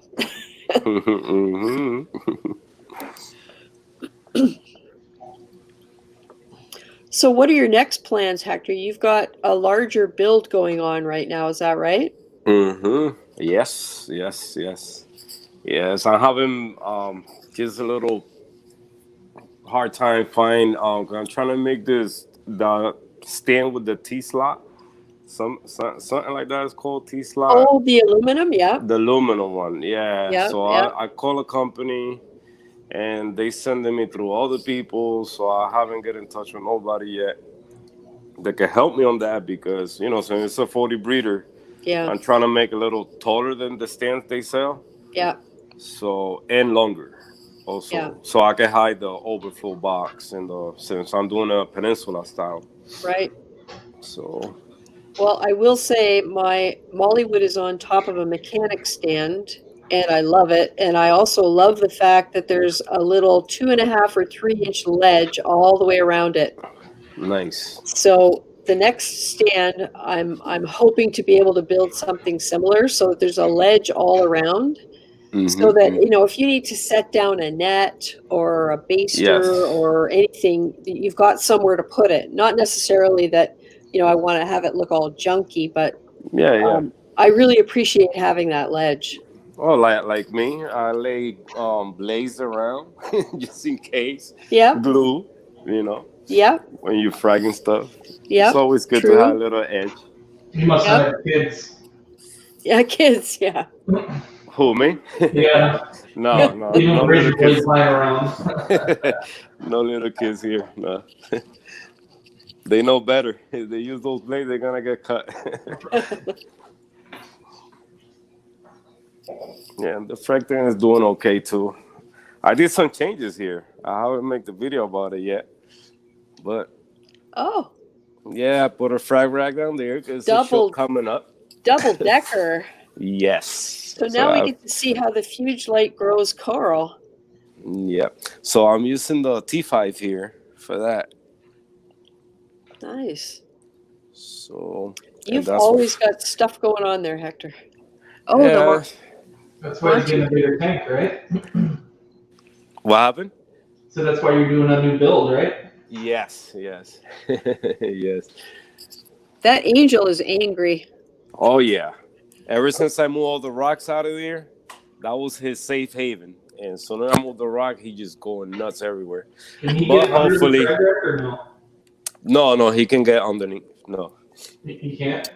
Nah, yeah, he can't. Yeah, it's covered. Like, it's against the glass right there, and then over here, it's covered. So, and it's all the way from front and back. So, I wonder if he would be less angry if he could get under there for shelter. Yeah, probably. He'd be hiding on the bottom of the filter cup. So, but he's gonna go away in the next week. Somebody's gonna come pick him up. Oh, okay. Yeah, probably the yellow tank for now too. Since he's getting big, faster than I'd expected. So. Wow. Yes, he's growing. So grow fast. Yeah. That was Some surprising. people want to know what your channel is in the chat. Oh, Callisto's Reef. Oh yeah. Can you type it? Actually, it looks like the Wogan did. Yep, Calypso's Reef. Yeah, you guys have to check out this channel. I mean, I remember the early days. What was I? Maybe your second subscriber? You was my first Hector? subscriber. Was I? Oh, cool. Yes. Okay. And the stuff you were doing, you always find these things. Like, I don't know how you do it, but you find things that work that you wouldn't Yeah. think would work, and these off brands that do the trick. Yeah. And I remember your first DIY stuff was one of the things that intrigued me about what you were doing there. Yeah. No, I'll be doing some crazy thing. Then I think about it, or I go back and look at it. I say, what the heck you was thinking? I know. It seemed like a good idea at the time, yeah. Yeah. But I learned my lesson. My lesson the hard way. I remember one time, like the first tank that I didn't know how to like connect two tanks together, and to use it as a sump, and I wanted to have a refugium and the tank next to it as the filter, and I put a YouTube in both tanks just so I could pass water from one side to the other side. Oh my God, what a mistake! And look what I did. Then I hooked it up to a 55-gallon RO reservoir. And I went to Puerto Rico, and I went to Puerto Rico on vacation. So you know what happened next. Oh, you had a siphon. Oh my God. Like the day before I came over here from Puerto Rico, I received a call. I said, listen, the sump is floating. All the water's in the floor. I say, oh my God. Oh God. Yeah. So it just, the YouTube called air in it. So the water wasn't going in fast enough to the other tank. So. Oh, jeepers. And that's where the tank was overflowing to the refugium and then to the, it was a mess. But, you know, we learn from all those. Yeah. Those are the good days, you know, when you're learning. That's a good way to look at it, actually. Yeah. Say, you got this. I got this. Yeah, right. Yeah. Well, when I had my little water jar disaster, I thought, okay, what am I going to use? And then right beside the doorway is a stepladder, one of those ones that, you know, fold out. So I folded it out, and that was the answer. Yeah. Yeah. I remember all the stuff that I did. It was crazy. But, you know, that's why we're here, to learn. Yeah. From our own mistake, especially because you're gonna learn more from yourself than from anybody else. You know? And you can't be afraid to try stuff.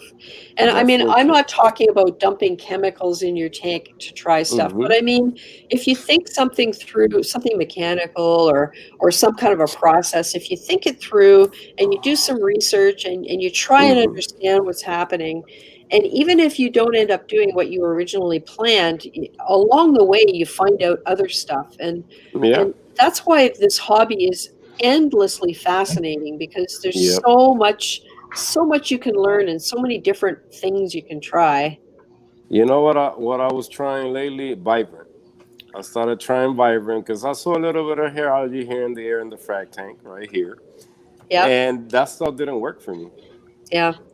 Yeah, it didn't work at all. Like all I've been seeing is like white stuff growing in the frags. Like it looked like clear sponges.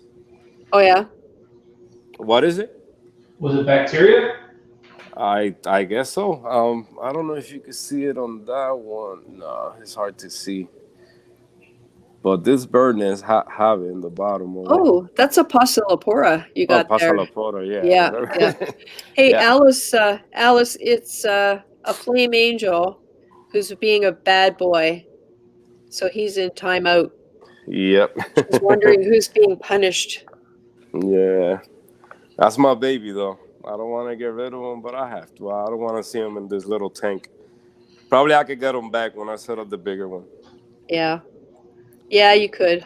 Maybe. Maybe try a different one. Well, all depends on the person that I give it to, keep it alive, you know? Oh, yeah, that's true. Because that's another thing. You never know. When I got this one, it went through egg. It went, oh, my God. he went through everything, and Yeah. he's still going. Yep. Well, my green wrasse, I don't like the fish. He makes a mess of everything. Like he constantly covering everything with sand. But you know what? I had him since he was like an inch long, and I've raised him. Yeah. So you know, you do become attached to them. Oh yeah. It's like my clowns here. You know, I had Yeah. them for the longest. And I gave them to a friend. He brought them back. My female almost killed one of his females. Yeah. And they back over here. So I guess they're going to end up here.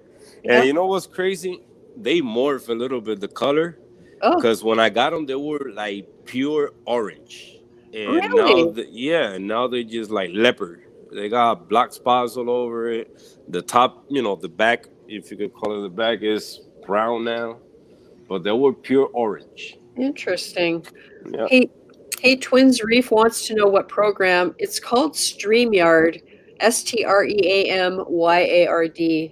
And if you look that up, you can find out about it. It's relatively easy to use if you keep it simple.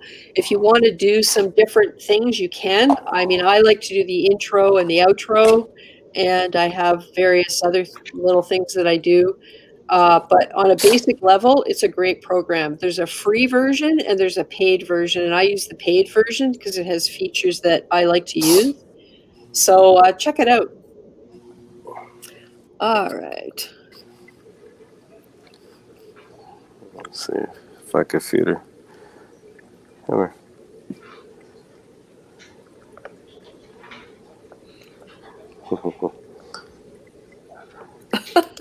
Alice, I don't think I'll ever figure out how to shut off the roadie unit. Thank God for draining the floor. Yeah, exactly. Well, we did not get the house we made an offer on, and it's probably a good thing because we're going to build a new house. Nice. And that's one of the things that's going to be in the fish room is a drain in the floor. And even if all of my sump and everything else is down in the basement underneath, I'm still not taking any chances if there's ever an overflow. I Yep. want it to have somewhere that it can safely go that's not going to wreck my house. That's a good thing. Yeah. So are you feeling better now, Hector, since they made you stay home from work? Well, better, not completely. I still got all that stuff in my chest. So, Oh, yeah. Yeah, I've been drinking medicine for it. My wife, she had influenza. Oh, yeah. Yeah, plus her immune system is really low. So, Yeah. and she also got sent home from work. She got to go back on Tuesday. I go back on Monday. Yeah. And my company, they taking that really serious. Really serious. Yeah, I think everyone is. In a way, it's about time. Yeah. I've been diabetic for over 40 years. Wow. My immune system is compromised, but I'm healthy. So I get maybe one cold a year and that's it. Yeah. I'm lucky. But it always used to really annoy me when people would come to work really sick. And I mean, I'm not just talking with a bit of a cough or whatever, but very sick. Yeah, very sick. Yeah. Yeah, to where they couldn't even really work. So I think it's, and you don't sometimes feel like you can take work off if you're sick. Because some places you work, they just figure you should be there. It's your job. You should be there. So you don't always feel like you have that choice. And I understand that. Yeah. And so it's good that that they're giving you the opportunity to get better.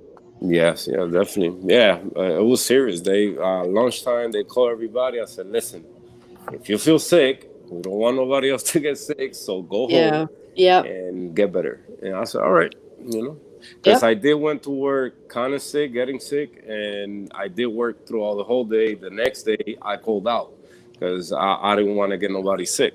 But then the third day, I went back, and, it was going away. But I'm looking at the chat. I use 1 million paper towels a week. Oh, yeah, I can relate to that. Yeah. Yeah, and I always get sick once, like with the change of weather, just once. Like spring comes and when winter comes, that's when I get sick. Well, other than that, most of the year I'll be okay. My husband and I both had all the vaccinations because with the tiny baby coming, we just decided we weren't going to take a chance. So we had the flu shot, and we had measles, and we had like a booster, and we've had tetanus and pertussis and all kinds of stuff. Pneumonia. Do you think that's gonna affect the coral trade and all that's going on right now? What, the corona thing? Yeah. Like from people bringing stuff, especially they say it came from the sea, from a fish market. So I'm assuming... a fish market. Yeah, I don't honestly know. They say it can be spread from animals, but I'm not sure what the original animal was that they were talking about. And it goes human to human now. So yeah, I don't know. I wash my hands a lot because I'm in and out of my tank a lot. And I try my best to keep my hands away from my face, especially when I'm working in the tank. Yeah. And I don't go out much. It's easy to forget that you just put your hands in the tank. Yeah. And I don't go out much. That happened to me the other day when I was working with those polys. And that's why made me make that video, because I put my hand in my cheek and there a little rash. Yeah. So Bert is asking, hey, Dramedy. Drama. Did you have any luck with Vibrant? I hear so many bad stories, Hector. Yeah. I mean, so far, I just can't say much because I didn't have that much hair algae in the tank. Okay. And the one I was trying to take care to see if it do some, if it started working on it was I think it's some type of turf algae that I got on those plugs. Turf algae is a tough one. Yeah. So, but you know what? If you pull the plugs out, you might be able to pluck it off. So if you get some curved tweezers with small points, and you can pull the plug, you might be able to pluck it off and then shake it out in some water. Try hydrogen peroxide. Let me show you a little bit more up close so you can see what this thing look like. I was going to say hydrogen peroxide, but start with a couple first.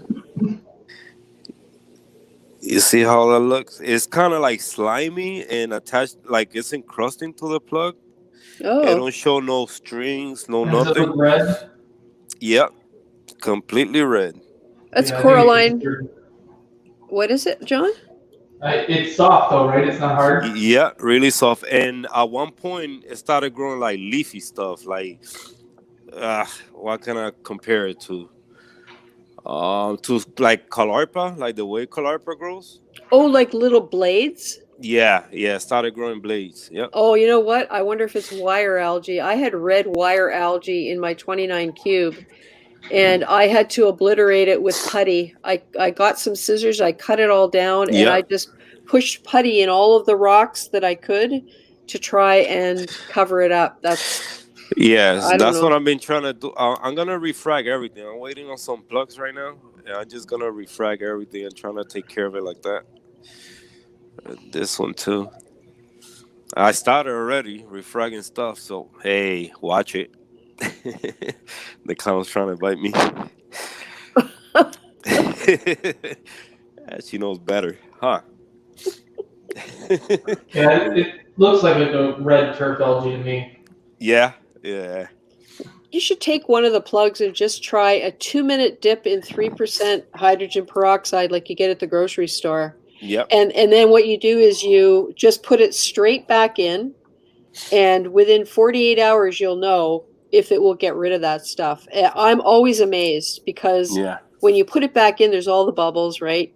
Then over the next few hours they disappear, and then all of a sudden it turns white and then it's gone. This is the green stuff, the turf algae, but it's worth it. It's worth a try. Just take one and see. What I see a lot, like nipping from it, is those little. They look like little white ants, some type of pods. Yeah. So I don't know if you can see it right there on the glass. Do you think it's affecting the coral growth? Like, well, the corals do not grow on top of it. Okay, Definitely not. so it's going to Yes. limit where they can spread. Yeah, they just start growing around it. So, but yeah, I just ordered some plugs. They on the way. So soon they get here, ah, it's some work to do here. Yep. But I got rid of some already. I already refrag all this here. Yep. Trying to keep them away from anything that has it. Sean's fish tank says frog spawn got me selling coral at a show. Rash bad. Yep. You just don't know. Yeah. Alice says peroxide will nail it. The nice thing with your frag tank is you can remove those. They're not stuck to rocks, or it isn't big pieces of rock, and just see what works. And then you can tell us, hey, you can make a video. Definitely, I will. I will. And I got curious because I think was it in the stream? Somebody asked me, "Hey, what the rest stuff in your plugs?" I said, "I don't know." I think or Instagram. Somebody asked me, so I said, "You know what? Let me get Byron and see if it start working." And nope, haven't. Well, I don't know. Because it's hard to see if it's working or not. I've been doing it for like 4 weeks or 5 now. Well, the nice thing about hydrogen peroxide is it's, what is it, H2O2? It turns into water. Into water. Once it finishes oxidizing, it's not like you're adding any kind of a chemical to your tank. You're just adding an oxidizer that is essentially harmless in small quantities. So if you just take a plug, dip it for 2 minutes, pull it out, set it right back in the tank, don't even rinse it. Just do one at a time and see how you get on with it. Yeah, I mean, I wouldn't do 20 at a time. No, because then you do get some residual H2O2 in there that might oxidize on something you don't want it to oxidize on. Like there are some corals you can't dip in it. I've learned, trust me. Like Montipora digitata, do not like it. Montes. I love Montes. Montes is one of my favorite corals. Other than the Zoas, of course. Yeah. The Montes, I love Monte, platy Monte, branchy Montes. Not too much the encrusting one, but I like them all. Well, I don't have the picture behind me right now. I'll see if I can show you. I have something called Montipora hirsuta. And where's that picture? This one? This one. Okay. This one above my head, the green, that's a Montipora. Believe it or not. That one? That is a Montipora. And it's called Montipora hirsuta. And when I bought it at a coral show, they told me it was an elkhorn. Right? That's what I was going to say. Yeah, it's not. Like the branching pattern is all wrong. And the polyps, the corallites are not the same. They're actually, well, you know what Montipora is like, the skin, and then the polyp emerges out of it. Whereas in an elkhorn, they should be in a it's hard to describe, but the corallites are different. They're not polyps, they're corallite.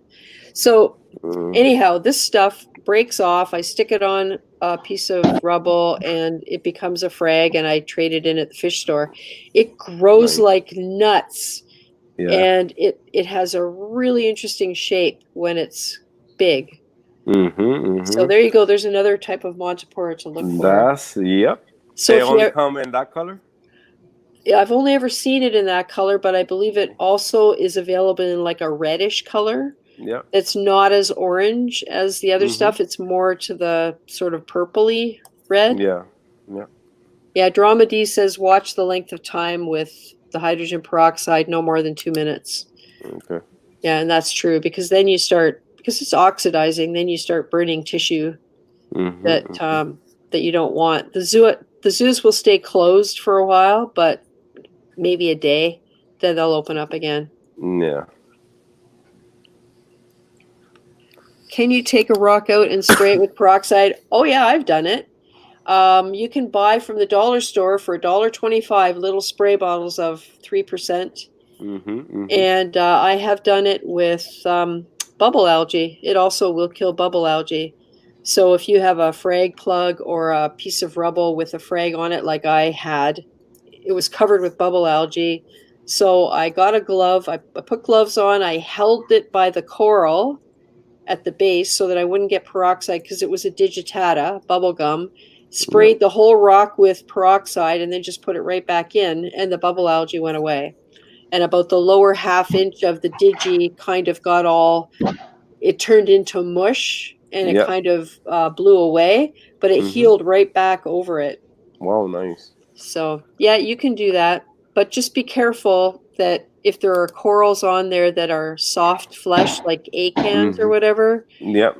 you got to stay away Keep from them that. away from those. Yeah, because they will suffer. They'll burn. No. Good night, Sean's Fish Takes. Thanks for coming by. Oh my goodness, it's 11 o'clock already. Time flew by. Holy smokes. I love that Monty he got in that tank. Beautiful. John in the big tank here, yeah. Yeah. Oh, I just took him out of the stream. There he is. Back again. Sorry, John. Oh, that's okay. Which one? The front piece one. The bigger one right there. Oh, okay. Yeah, it's beautiful. That's the one that's going bye-bye. Beautiful. The orange one is Setosa? Yeah, it is. Which is funny because it looks pink to me. Yeah. On the camera, it looks orange, but in person, it's pink. Oh, wow. Pinkish red. Oh, nice.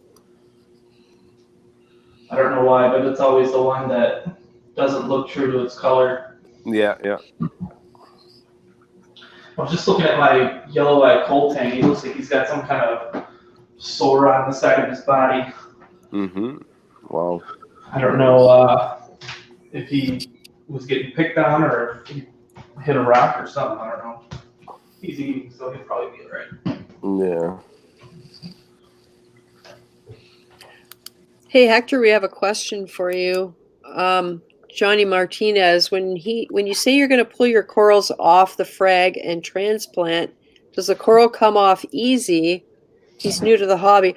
There is no dumb question, honestly. Yeah. Always ask because look at me. I thought running carbon was carbon dosing. We're the same thing. So yep. That and look, I didn't know that. Now I know. Yeah. Oh my God. You see? We learn every day something new. We sure do. No, but it's not easy, you know. I'm breaking the plug in pieces just to remove the coral and just clean the coral of that plug as much as I can. And then reglue whatever piece of little rock is attached to that coral, just reglue it back on the plug. Yeah. I'll probably make a video or do it in the next live stream. Do it live. Hey, that's a good idea. Well, look at Reef Keeper. He's fighting acro-eating flatworms right now. Yeah, I heard. It has been for a while, and that's he has said that he's going to follow Billy Pipe's method, which is never ever add a frag plug. No, like always get the coral off the plug, even if it's really encrusted and you feel like you're throwing away. Coral. You just can't take a chance on what might be there. But you think when it comes to that, you think you could avoid pests going in your tank? Like, they always gonna find a way. I mean, of course, if you could try to prevent them as much as you can, why not? You know, but even I seem like people that we look at them as professionals, and they're always going through something too, either multipolar nudibranchs and you know, it's hard. Like Aptasia is always gonna be present no matter what. I already stopped trying to find Aptasia. They're in my sump. They're not in my display. That's what's crazy here. They're in the sump, but they don't want to come to the display. Yeah. So I use peppermint shrimp, and so get this. I discovered the corals that I bought on November 17th, which, by the way, they're on the rocks now. Finally. They were on a frag rack, and I took some very sharp scissors and cut off 1 or 2 Aptasia that popped up early on. Then lo and behold, they're still on the frag rack. I see more. You see, yeah. So I got some peppermint shrimp. Well, they're up on the frag rack, up on the glass. There are no more Aptasia anywhere. Yeah. So those shrimp swam up there or whatever, got the Mhm. aptasia because there's nothing left. Yeah, they work. The peppermint work. Oh yeah, You gotta get on juvenile because See, I once they get old, yeah, tiny ones. just can't have them with the fish I have. Yeah, that's true. You'll just be giving them expensive snacks. yeah, you just gotta be careful. Yeah. I did that once. I put peppermint shrimp in, and it didn't even make it to the first rock structure. Oh boy. Oh, wow. It went to the first rock structure, but it didn't move for like a half an hour. I'm like, what's going on? And I noticed there was a big chunk out of its back. Oh no. Oh. Alice is asking how you keep Monty's flat. Hers are spiraling like a Dr. Seuss character. I don't know if you guys have ever heard of a YouTuber called John Madlos. So first name John, second name Madlos, Madlos. And that's his channel name. Early on his videos, he had a red Montipora, and this thing was wild. It had upright branches that were, I don't know, like the petals of a flower coming up. Well, It nice. was amazing.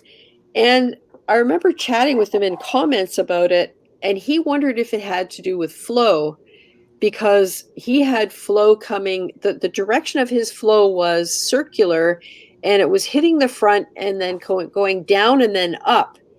And he always wondered whether that was what caused those petal shapes to form upwards like that, was flow. So I don't know if what do you think, John? I mean, you've got those big flat ones there. What would you think would make them stay like that? I think flow. I also think that the type of Monty that it is. I think that mine stay flat. I think for the most part, Monties will start to trap detritus, and then they'll start to die off if they don't have a way to get the detritus off of them. Yeah. So I would almost think that if it's growing in a spiral, that your flow is probably good. I don't know if you can see it. I know it's dim, but on the right side, I've always had two power heads, just to the right of that thing. So it's not like it's getting blasted with flow, but because I kind of point the water to go above it or over it. But I noticed that now that it's getting bigger, it's starting to trap a lot more detritus. So I'm trying to find ways to get the water to shoot the detritus off of it. Right. Yeah, I think too. They got to do with the flow. Yeah, I would think flow would have a big impact on it. And lighting. I mean, it's always going to stretch towards the light. Yep. Yep. Hey, you're welcome, Johnny. Anytime. Like I said, never be afraid to ask a question. Oh yeah. And Derby City Reefer says it just goes to show you one bad move can cause problems with even experienced reefers who basically reef for a living. Yep. Yeah, I had in the display here, I had found 4 aptasia. 2 of them were in the sand bed, and I scooped them out with the net like the day I saw them. And then I had 1 on the rocks, and I hit it with aptasia X, and knock on wood, I haven't seen any aptasia. Yeah. Yeah, I think the biggest mistake people make is putting off, because, okay, I speak from experience here, putting off solving a problem when you first see it. You got to hit it right away. Yeah. Sooner you see it. Yeah. Good night, Benny. Thanks for coming by.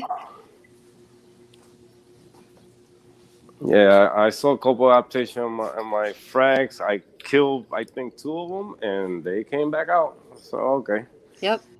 Wait till you grow a little bigger. It's one of those that if you start to see 5, it's too late, because Yeah. already there's probably 10 more that you're not seeing. Yeah. See, I'm afraid that I have so much plumbing that they're in the plumbing, I'll never be able to see them until they're reproducing. know. Yeah. Good night, Insane Reefer. For the new build, that's exactly what I'm doing. I'm going to try to go step by step, take precautions, and make sure I do everything by the book. If it's a book for reefing, I doubt it. Ryan Agler. Hey, Ryan. I don't think I said hi to you. So maybe this is the first time you've commented in the chat. Do you still dose the frozen Phyto cubes? Yes, I do. I put 1 milliliter into my XL425 every other day. It goes into the sump. The skimmer gets shut off for half an hour. And I have pods like you can't believe. And I also have a massive mat of Cato growing in there that's taken up most of the space, that gets harvested every 10 days or so. I cut it in half, and it's huge. But the frozen Phyto, I'm almost out of it, actually. So thanks for mentioning that. I probably should order some more. You know, I haven't had luck again growing shado or any algae, because even the algae I got in the tank, I think is dying too. Really? Yeah. What are your nutrients at? What happened? What are your nutrient levels at? Oh, I don't know. All I know, I feed a lot. I feed a lot. I almost every other day I target feed the corals. I feed the fish multiple times a day, and I don't run a skimmer. I hardly do water changes. I would check. Yeah, I would say if you get the test, because I sent the ICP test, so we'll see. I'm waiting on that right now. Which one, the Triton or a different one? I don't know actually. What was it? I won it on a giveaway. That's a good question. I don't know which one was it. I know, like, you could test for the RO water and the tank water, but I don't remember which one. ATI gives you a sample to test the RO water. They give you 4 vials, and one of them you can fill up with RO water. The one I had, the one I got had 2. There may be others, but I stopped using Triton. I started using ATI, but Triton never tested for nitrates, and I used to have a nitrate problem. Now it's the exact opposite. Now I have no nitrates. Yeah. But I would definitely test. I mean, you might not be growing it because you don't have any, corals do take nitrates and phosphates for sure. Yeah, because what happens is, in my experience, what happened to me was everything was great, and then all of a sudden it wasn't. And this is going back to early days before I knew what I was doing, and really before YouTube. This would have been in 2015 when I had a real problem with excess nutrients, and I didn't know what was going wrong. I had a not very good source of help. I was getting bad advice. And it was like, I thought the corals were doing great, but the environment they were in was awful. Yeah. And I had cyano all over the sand. I had green star polyps growing up the glass like crazy. They loved it. I ended up with like an oily film on top of the water that turned into a big mat of slime while I was away on holidays. Like I started to get dinos. I had brown jelly. But my corals were not dying until it reached like a critical mass, like a perfect storm of way too much of everything bad. And it took me 3 months to get that back, doing water cleaning through the filter sock, the gravel vacs you can get with a little tiny bag on them. I would do that every night for like an hour, clean as much of the water or the rocks off as I could. Like it was unreal. And that's when I knew I had the passion for the hobby, though, because I stuck with it, right? Like, I could have given up and said, screw this, I'm not doing it anymore. But I had to bring it back, and I did. And so that's why when stuff happens, I don't give up now, because I know that if you put enough time and effort into it, you can bring it back. Even if it's not as good as it was, eventually it'll get there. Yeah. Oh my God, that sounded like a lecture. Sorry. Hey, that's how it goes. Mermaids Reef feeds like crazy and just got a nitrate kit to show up a tiny hue of pink. Well, that's good, because whatever's in there is using it up. If it's pink, it's probably the Red Sea kit. That's what I think she's talking about. Oh, yeah.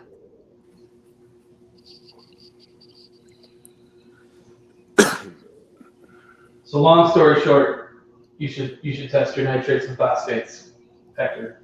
Yeah, I will. I will. I mean, I test my phosphates. I use what is it? I don't know what test I got for that. What is the test I got for that? Anyway, all I know I tested. I think it was like. Let me see. Let me just go check. I'll be more sure. Fish foods are most. I mean, I think that they're all heavier phosphates than they are nitrates. So if you're feeding a lot, you could have an imbalance, but you could have a lot more phosphates than nitrates. Well, this is it. And I had a conversation with Ryan at Prestige Reef via his comments when he was discussing using no-pox and how no-pox ultimately is supposed to help address high phosphates. And he doesn't understand why people supplement no-pox with phosphate removers. And personally, I think it's what happens is your nitrates get high. The best way to probably reduce them is big water changes, but that's not a permanent way because they'll come back again if you don't change what you're doing. So people use something like no-pox, which is carbon dosing, by the way. I learned. Yeah, no-pox is like a mixture of vodka and vinegar, isn't it? Yeah, something like that. It smells like nail polish remover. So you use no-pox, but what happens is the phosphates don't come down fast enough for us. So we think there's a problem. So we add an additional method of phosphate reduction in order to get those into a manageable range before we feel like we can stop using the extra phosphate removal and just let the no-pox do what it's supposed to do. So essentially, it's an imbalance. Your phosphates are way too high for the rate at which no-pox can bring them down to make us as reef keepers happy that we're doing the right thing. In reality, they're probably fine, but we think the numbers are too high, so we start working on it in a way that's maybe not ideal. And I think it's a trap that you fall into because you don't want to let it get out of control. I mean, at least I speak for myself because that's sort of my thought process, and I wouldn't be surprised if people think that way because it it kind of makes sense, right? Yeah. So this is what I test. When was it? Yesterday? 28. Yeah, today 29, right? Yep. So this is what I tested yesterday. For the nitrate was 5 ppms and the phosphate was 0.5 ppms. According to my test kit. Yeah, and I would look at when you say, John, 0.5 is high for phosphate. Yeah, I mean, I don't know what test kit he's using. Cheap one. Oh, okay. So phosphate, yeah. Is it one that turns blue? No. It's the one with the no, green. It's this one. Hold on, I'll show you. Because I use the Hannah check. I use multiple test kits. But let me see if you can see the. Oh, look! It's a secret drawing of a project. This is the one I've been using. Okay, I've never like the API test kits, but which are inexpensive. Yeah. Yeah. See the phosphate. It says 0 to 0.03. I would say 0.03 is way on the low end. I when mine got down too low, I was concerned about it. I had to bring it up from that. I target 0.07. So probably it's my nitrate, they are too high. I don't think 5 is high. It's not 50, is it? It's 5. 5.0. I don't think that's high. I think that's about right for being healthy. Yeah, I think that's fine. I think it's just a matter of the ratio between the two. Yeah. Yeah. Okay. Gotcha. Yeah. So in your case, I would think you could use a phosphate removal method of some type. Yeah, to get them down. Yeah, or something like that. Yeah. I use that for years. I know. Some people say that's where I got it from. Yeah. Some people say it leaches aluminum eventually, but I don't know how true that is. Yeah, when I use it, I only use it for like a week, and I just take the bag out and that's it.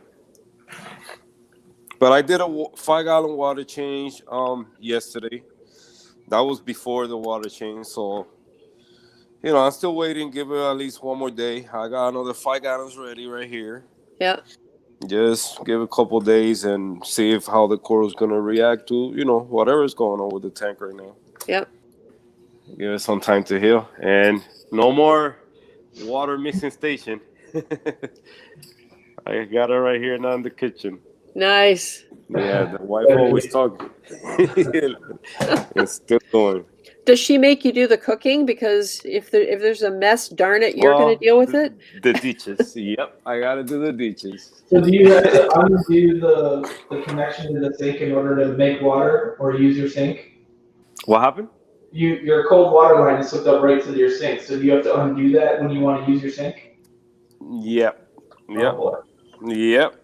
Yeah, it's a little mission, but I always try to do it whenever they don't need to use the kitchen, and I get to make 20 gallons of water, so it takes me about a whole day. I don't got the pump to do it faster, so boost your pump. yeah, that's the love for the hobby. Oh, it takes forever, but it's still going. The trickle. Well, it looks like you have nutrients, so if you're not growing Chaeto, I mean, iron is a necessity for Chaeto. Yeah, I'm growing right now. When I had a situation with the tank when the Chaeto started dying, so I kept my Calarpa now. And the Calarpa, it kind of want to take off, and then it kind of like go back down, and you see the leaf kind of dying or getting clear. Yeah. But it don't die completely. So, but the other day I throw in there the feather Calarpa, and that one started dying right away. I would bet when you get your ICP test kit that your iron is 0 or near 0. Yeah, you know what? You're right about iron, because iron is something that if you're not adding something that has trace elements, Yep. I think it's the Red Sea colored, the 4 colors, colored C. Is that the one that has iron? Or is it B? I can't remember. One of them is for greens, and it's got iron in it. So doing a water change would probably be helpful with that. Helpful, yeah. Yeah, but when you get your ICP, I bet you John is right. It's lacking in iron. Yeah. Every city's right too. You did say you were dosing vibrant. That very well could be killing it. No, too. but vibrant I'm not dosing to my display tank. That's only to the frag tank. Yeah. My display tank, this is all it got. Just a bunch of rocks and just I moved the Refugia now over here. But nothing in there. Just rocks and the little Refugia section. Well, I buy a bottle. I forgot who makes it, but it's iron and manganese. Yeah. And I dose that, and I don't know if you know, but I sell Chaeto on eBay by the bucket loads. So I have a 110 gallon container full of Chaeto. Oh nice. My God. Uh-oh. You're gonna see me through there. Wow. Yeah. Hey, Camaro Kid. Yeah, because the new system I'm doing a display Refugia in it. So that's gonna be just a tank, a green tank, full of Chaeto. So we'll see how it goes. Yeah, the only thing I'm finding with Chaeto is that it's very, very effective at removing nitrates. Yep. Like my phosphate, I used to have an inverse problem. I used to have really high nitrates, and as soon as the Chaeto started taking off, my nitrates went down to 0, and it keeps them, I think, at 0.25, which is really low. Perfect. Yep. Yeah. So I actually dose nitrates now to keep something in the system. I have a pretty big water volume, but I mean, the Chaeto will just keep it as near 0. But I started to have my phosphates climb because I probably had no nitrates, and I believe the Chaeto needs both in order to grow. Yeah. Okay. Yeah, and I was growing Chaeto no problem for couple years, I could say. I had the first pouch that I bought. I had it for a couple years, like 5-6 years, and then not too long ago, when the water came out of the sump, that's when like mostly all the water I had to replace in the tank, and it just died. I didn't want to come back around, so I just kept the Calarpa only. Yeah, I think most people, if you have nutrients and you're not growing shale, I think iron will help. Yeah. Yeah, I never even thought of iron, but I bet you're right. Because think about it, if you run a planted tank, one of the things that you are told to maintain is iron, and there's a CChem makes a product called Flourish that I think is an iron supplement. So, I mean, plants need iron, and it makes sense. Cato's a plant, and if you're iron deficient at all, it makes total sense that it's not getting what it needs. Yeah. Well, even with Calarpa, if it's going like clear on you, you might even find that dosing iron will keep it from going sexual. Yeah. Okay. So that's what they mean when they go sexual. It gets clear. Well, I don't know about that, but going clear for me, it means that it's dying off. It's not growing. Yeah. Yeah, and going sexual is a defense mechanism to survive. Yep. Okay. You see, I learned something new. Hey, Davis Jew 1, how are you doing? Dawn? Well, we still have 31 people in here. That's awesome. I'm trying to look up the one that I buy. Who makes it? I should know this, right? Ket Marine. Iron and manganese. So drama. Go ahead, sorry. No, go ahead. Oh, I was going to say Drama D pro tip: fill Hannah cuvettes with roti water after rinsing and store full until next test. Then just empty them. That's exactly what I do. I have a container on my bathroom vanity that has RODI water in it, and when I'm done a test, I rinse out the cuvette with really hot tap water, and then I wave it around in the air to get as much as possible out of it, and then I drop it in the RODI water and just upright so the air gets out, and just leave it there. Then when I'm all out of cuvettes, I have 11 or 12 on the go, I just get a bottle brush that fits, and I clean them out loosely, wave them around again, dry them, and put them on a rack to dry upside down. But I just keep them in that container until I run out, and that way nothing can dry on them and make spots or anything like that. Can you explain that back there to me? I got spider hermit crabs. He's crawling on the glass. You got algae growing on the glass that he can crawl on? I think so. You know, I found one dead the other day. They come up through the silicone, and one came off the tank. Dummy. Yeah, I've seen mine climb up the silicone. I've never seen mine climb up the glass. Yeah, that one probably do have algae in the back glass. Oh, they don't need much. They don't need much. They can crawl up coralline too. Yeah, so somehow I see my hermit crab trying to escape the tank. All of them. Because even in the fret tank, I found one. The other day, I found one here. Look, I don't know how he did it, but it was already back here. Oh, boy. So how he crawled through here and find grip between the skimmer and the top, I don't know. What? Yeah, ninja hermit crabs.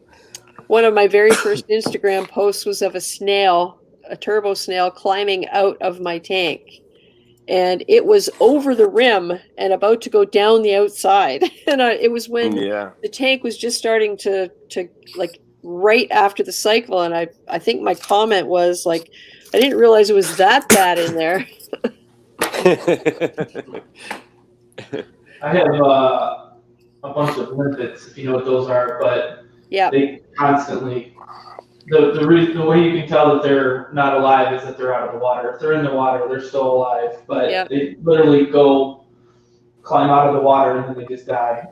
but they don't fall back into like their shells for some reason still sticks there. Yeah, it's weird. Bert Minshew says he's going to follow Blue Carbon and Calypso. That's great. Oh, thank you, thank you.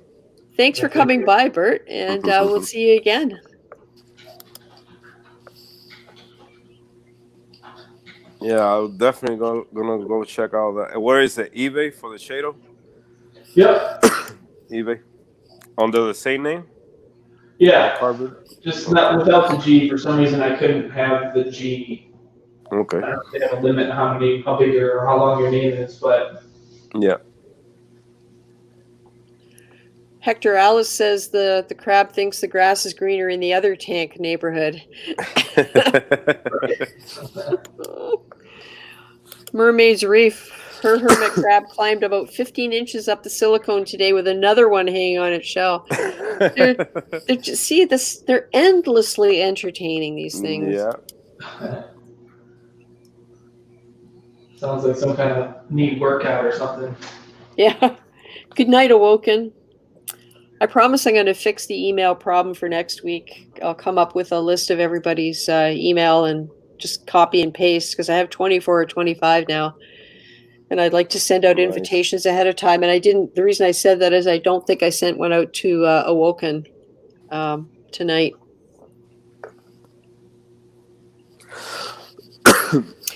Well, I think I should probably say goodnight since it's 11:30. I'm already past my normal time. And good talk. Yep. Well, like you said, we always learn from each other, so that's pretty awesome. Definitely. Thanks for coming on here, Hector. I know you're not feeling good. Get some rest tomorrow. Yeah. No, tomorrow I gotta finish the room downstairs. Hopefully. Hopefully. Oh boy. And cut some hair, guy. I got a lot of people waiting on me right now. Yep. Yeah. You did that video. You're an artist when it comes to hair. That was awesome. If anybody, you saw it? Is it still on your channel? It should be there. Yeah. Yeah. It was about 6 months ago, I think, something like that. Yeah. So anybody who subscribes to Hector Calypso's Reef, look back in probably midsummer. And I don't remember what you called it, what the title was, but wow. But it's Hector practicing his art, and you'll be blown away. It's really cool. Thank you. Hey, Carlos. Good night. Oh, everybody's saying good night. Carlos, the next one in the chair. Yeah, we got to get Carlos in here. After Billy Pipes did the tour of his tank, we got to get Carlos in here to show off. Tank. Yeah. You know, I look at John's tank there, and just the way the light is shining on it, like just so nice. Yeah, it looks way dark. I can't figure out how to get it. Like, it doesn't look that dark to me in person, but yeah. But without the gel filter, it doesn't look like colorful at all. It just looks too blue. Yeah. Yeah, we need those filters. Yeah, I love the Peninsula style tanks. Love them. That's what I'm doing next. Yep. Yeah. Well, if you're using a 40 breeder, that's what Acro breeder has. His Peninsula, and it looks way bigger. I know. Than that. Surprised the way that tank looked. Yep. Beautiful. All right, guys. Well, I'm going to say goodnight and get this thing wrapped up, and we can get the replay out there. Thanks for the stream. Thank you. Thanks for spending time here, and thanks everyone for joining in the chat. Look at this. We still have 25 people here, and we will see you next week. Yes. Oh, awesome. Take care, everybody. Have a good week. Nice meeting you, Blue Carbon. You as well. Good night. Good night. Bye. Bye. Well, now, thanks so much to everyone who came along tonight, in the studio, in the chat, and watching. And to those of you who are watching the replay, thank you too for sticking around to the end. I hope you'll join me for next week's live stream, Saturday night, March the 7th at 9 p.m. Eastern. Have a great week.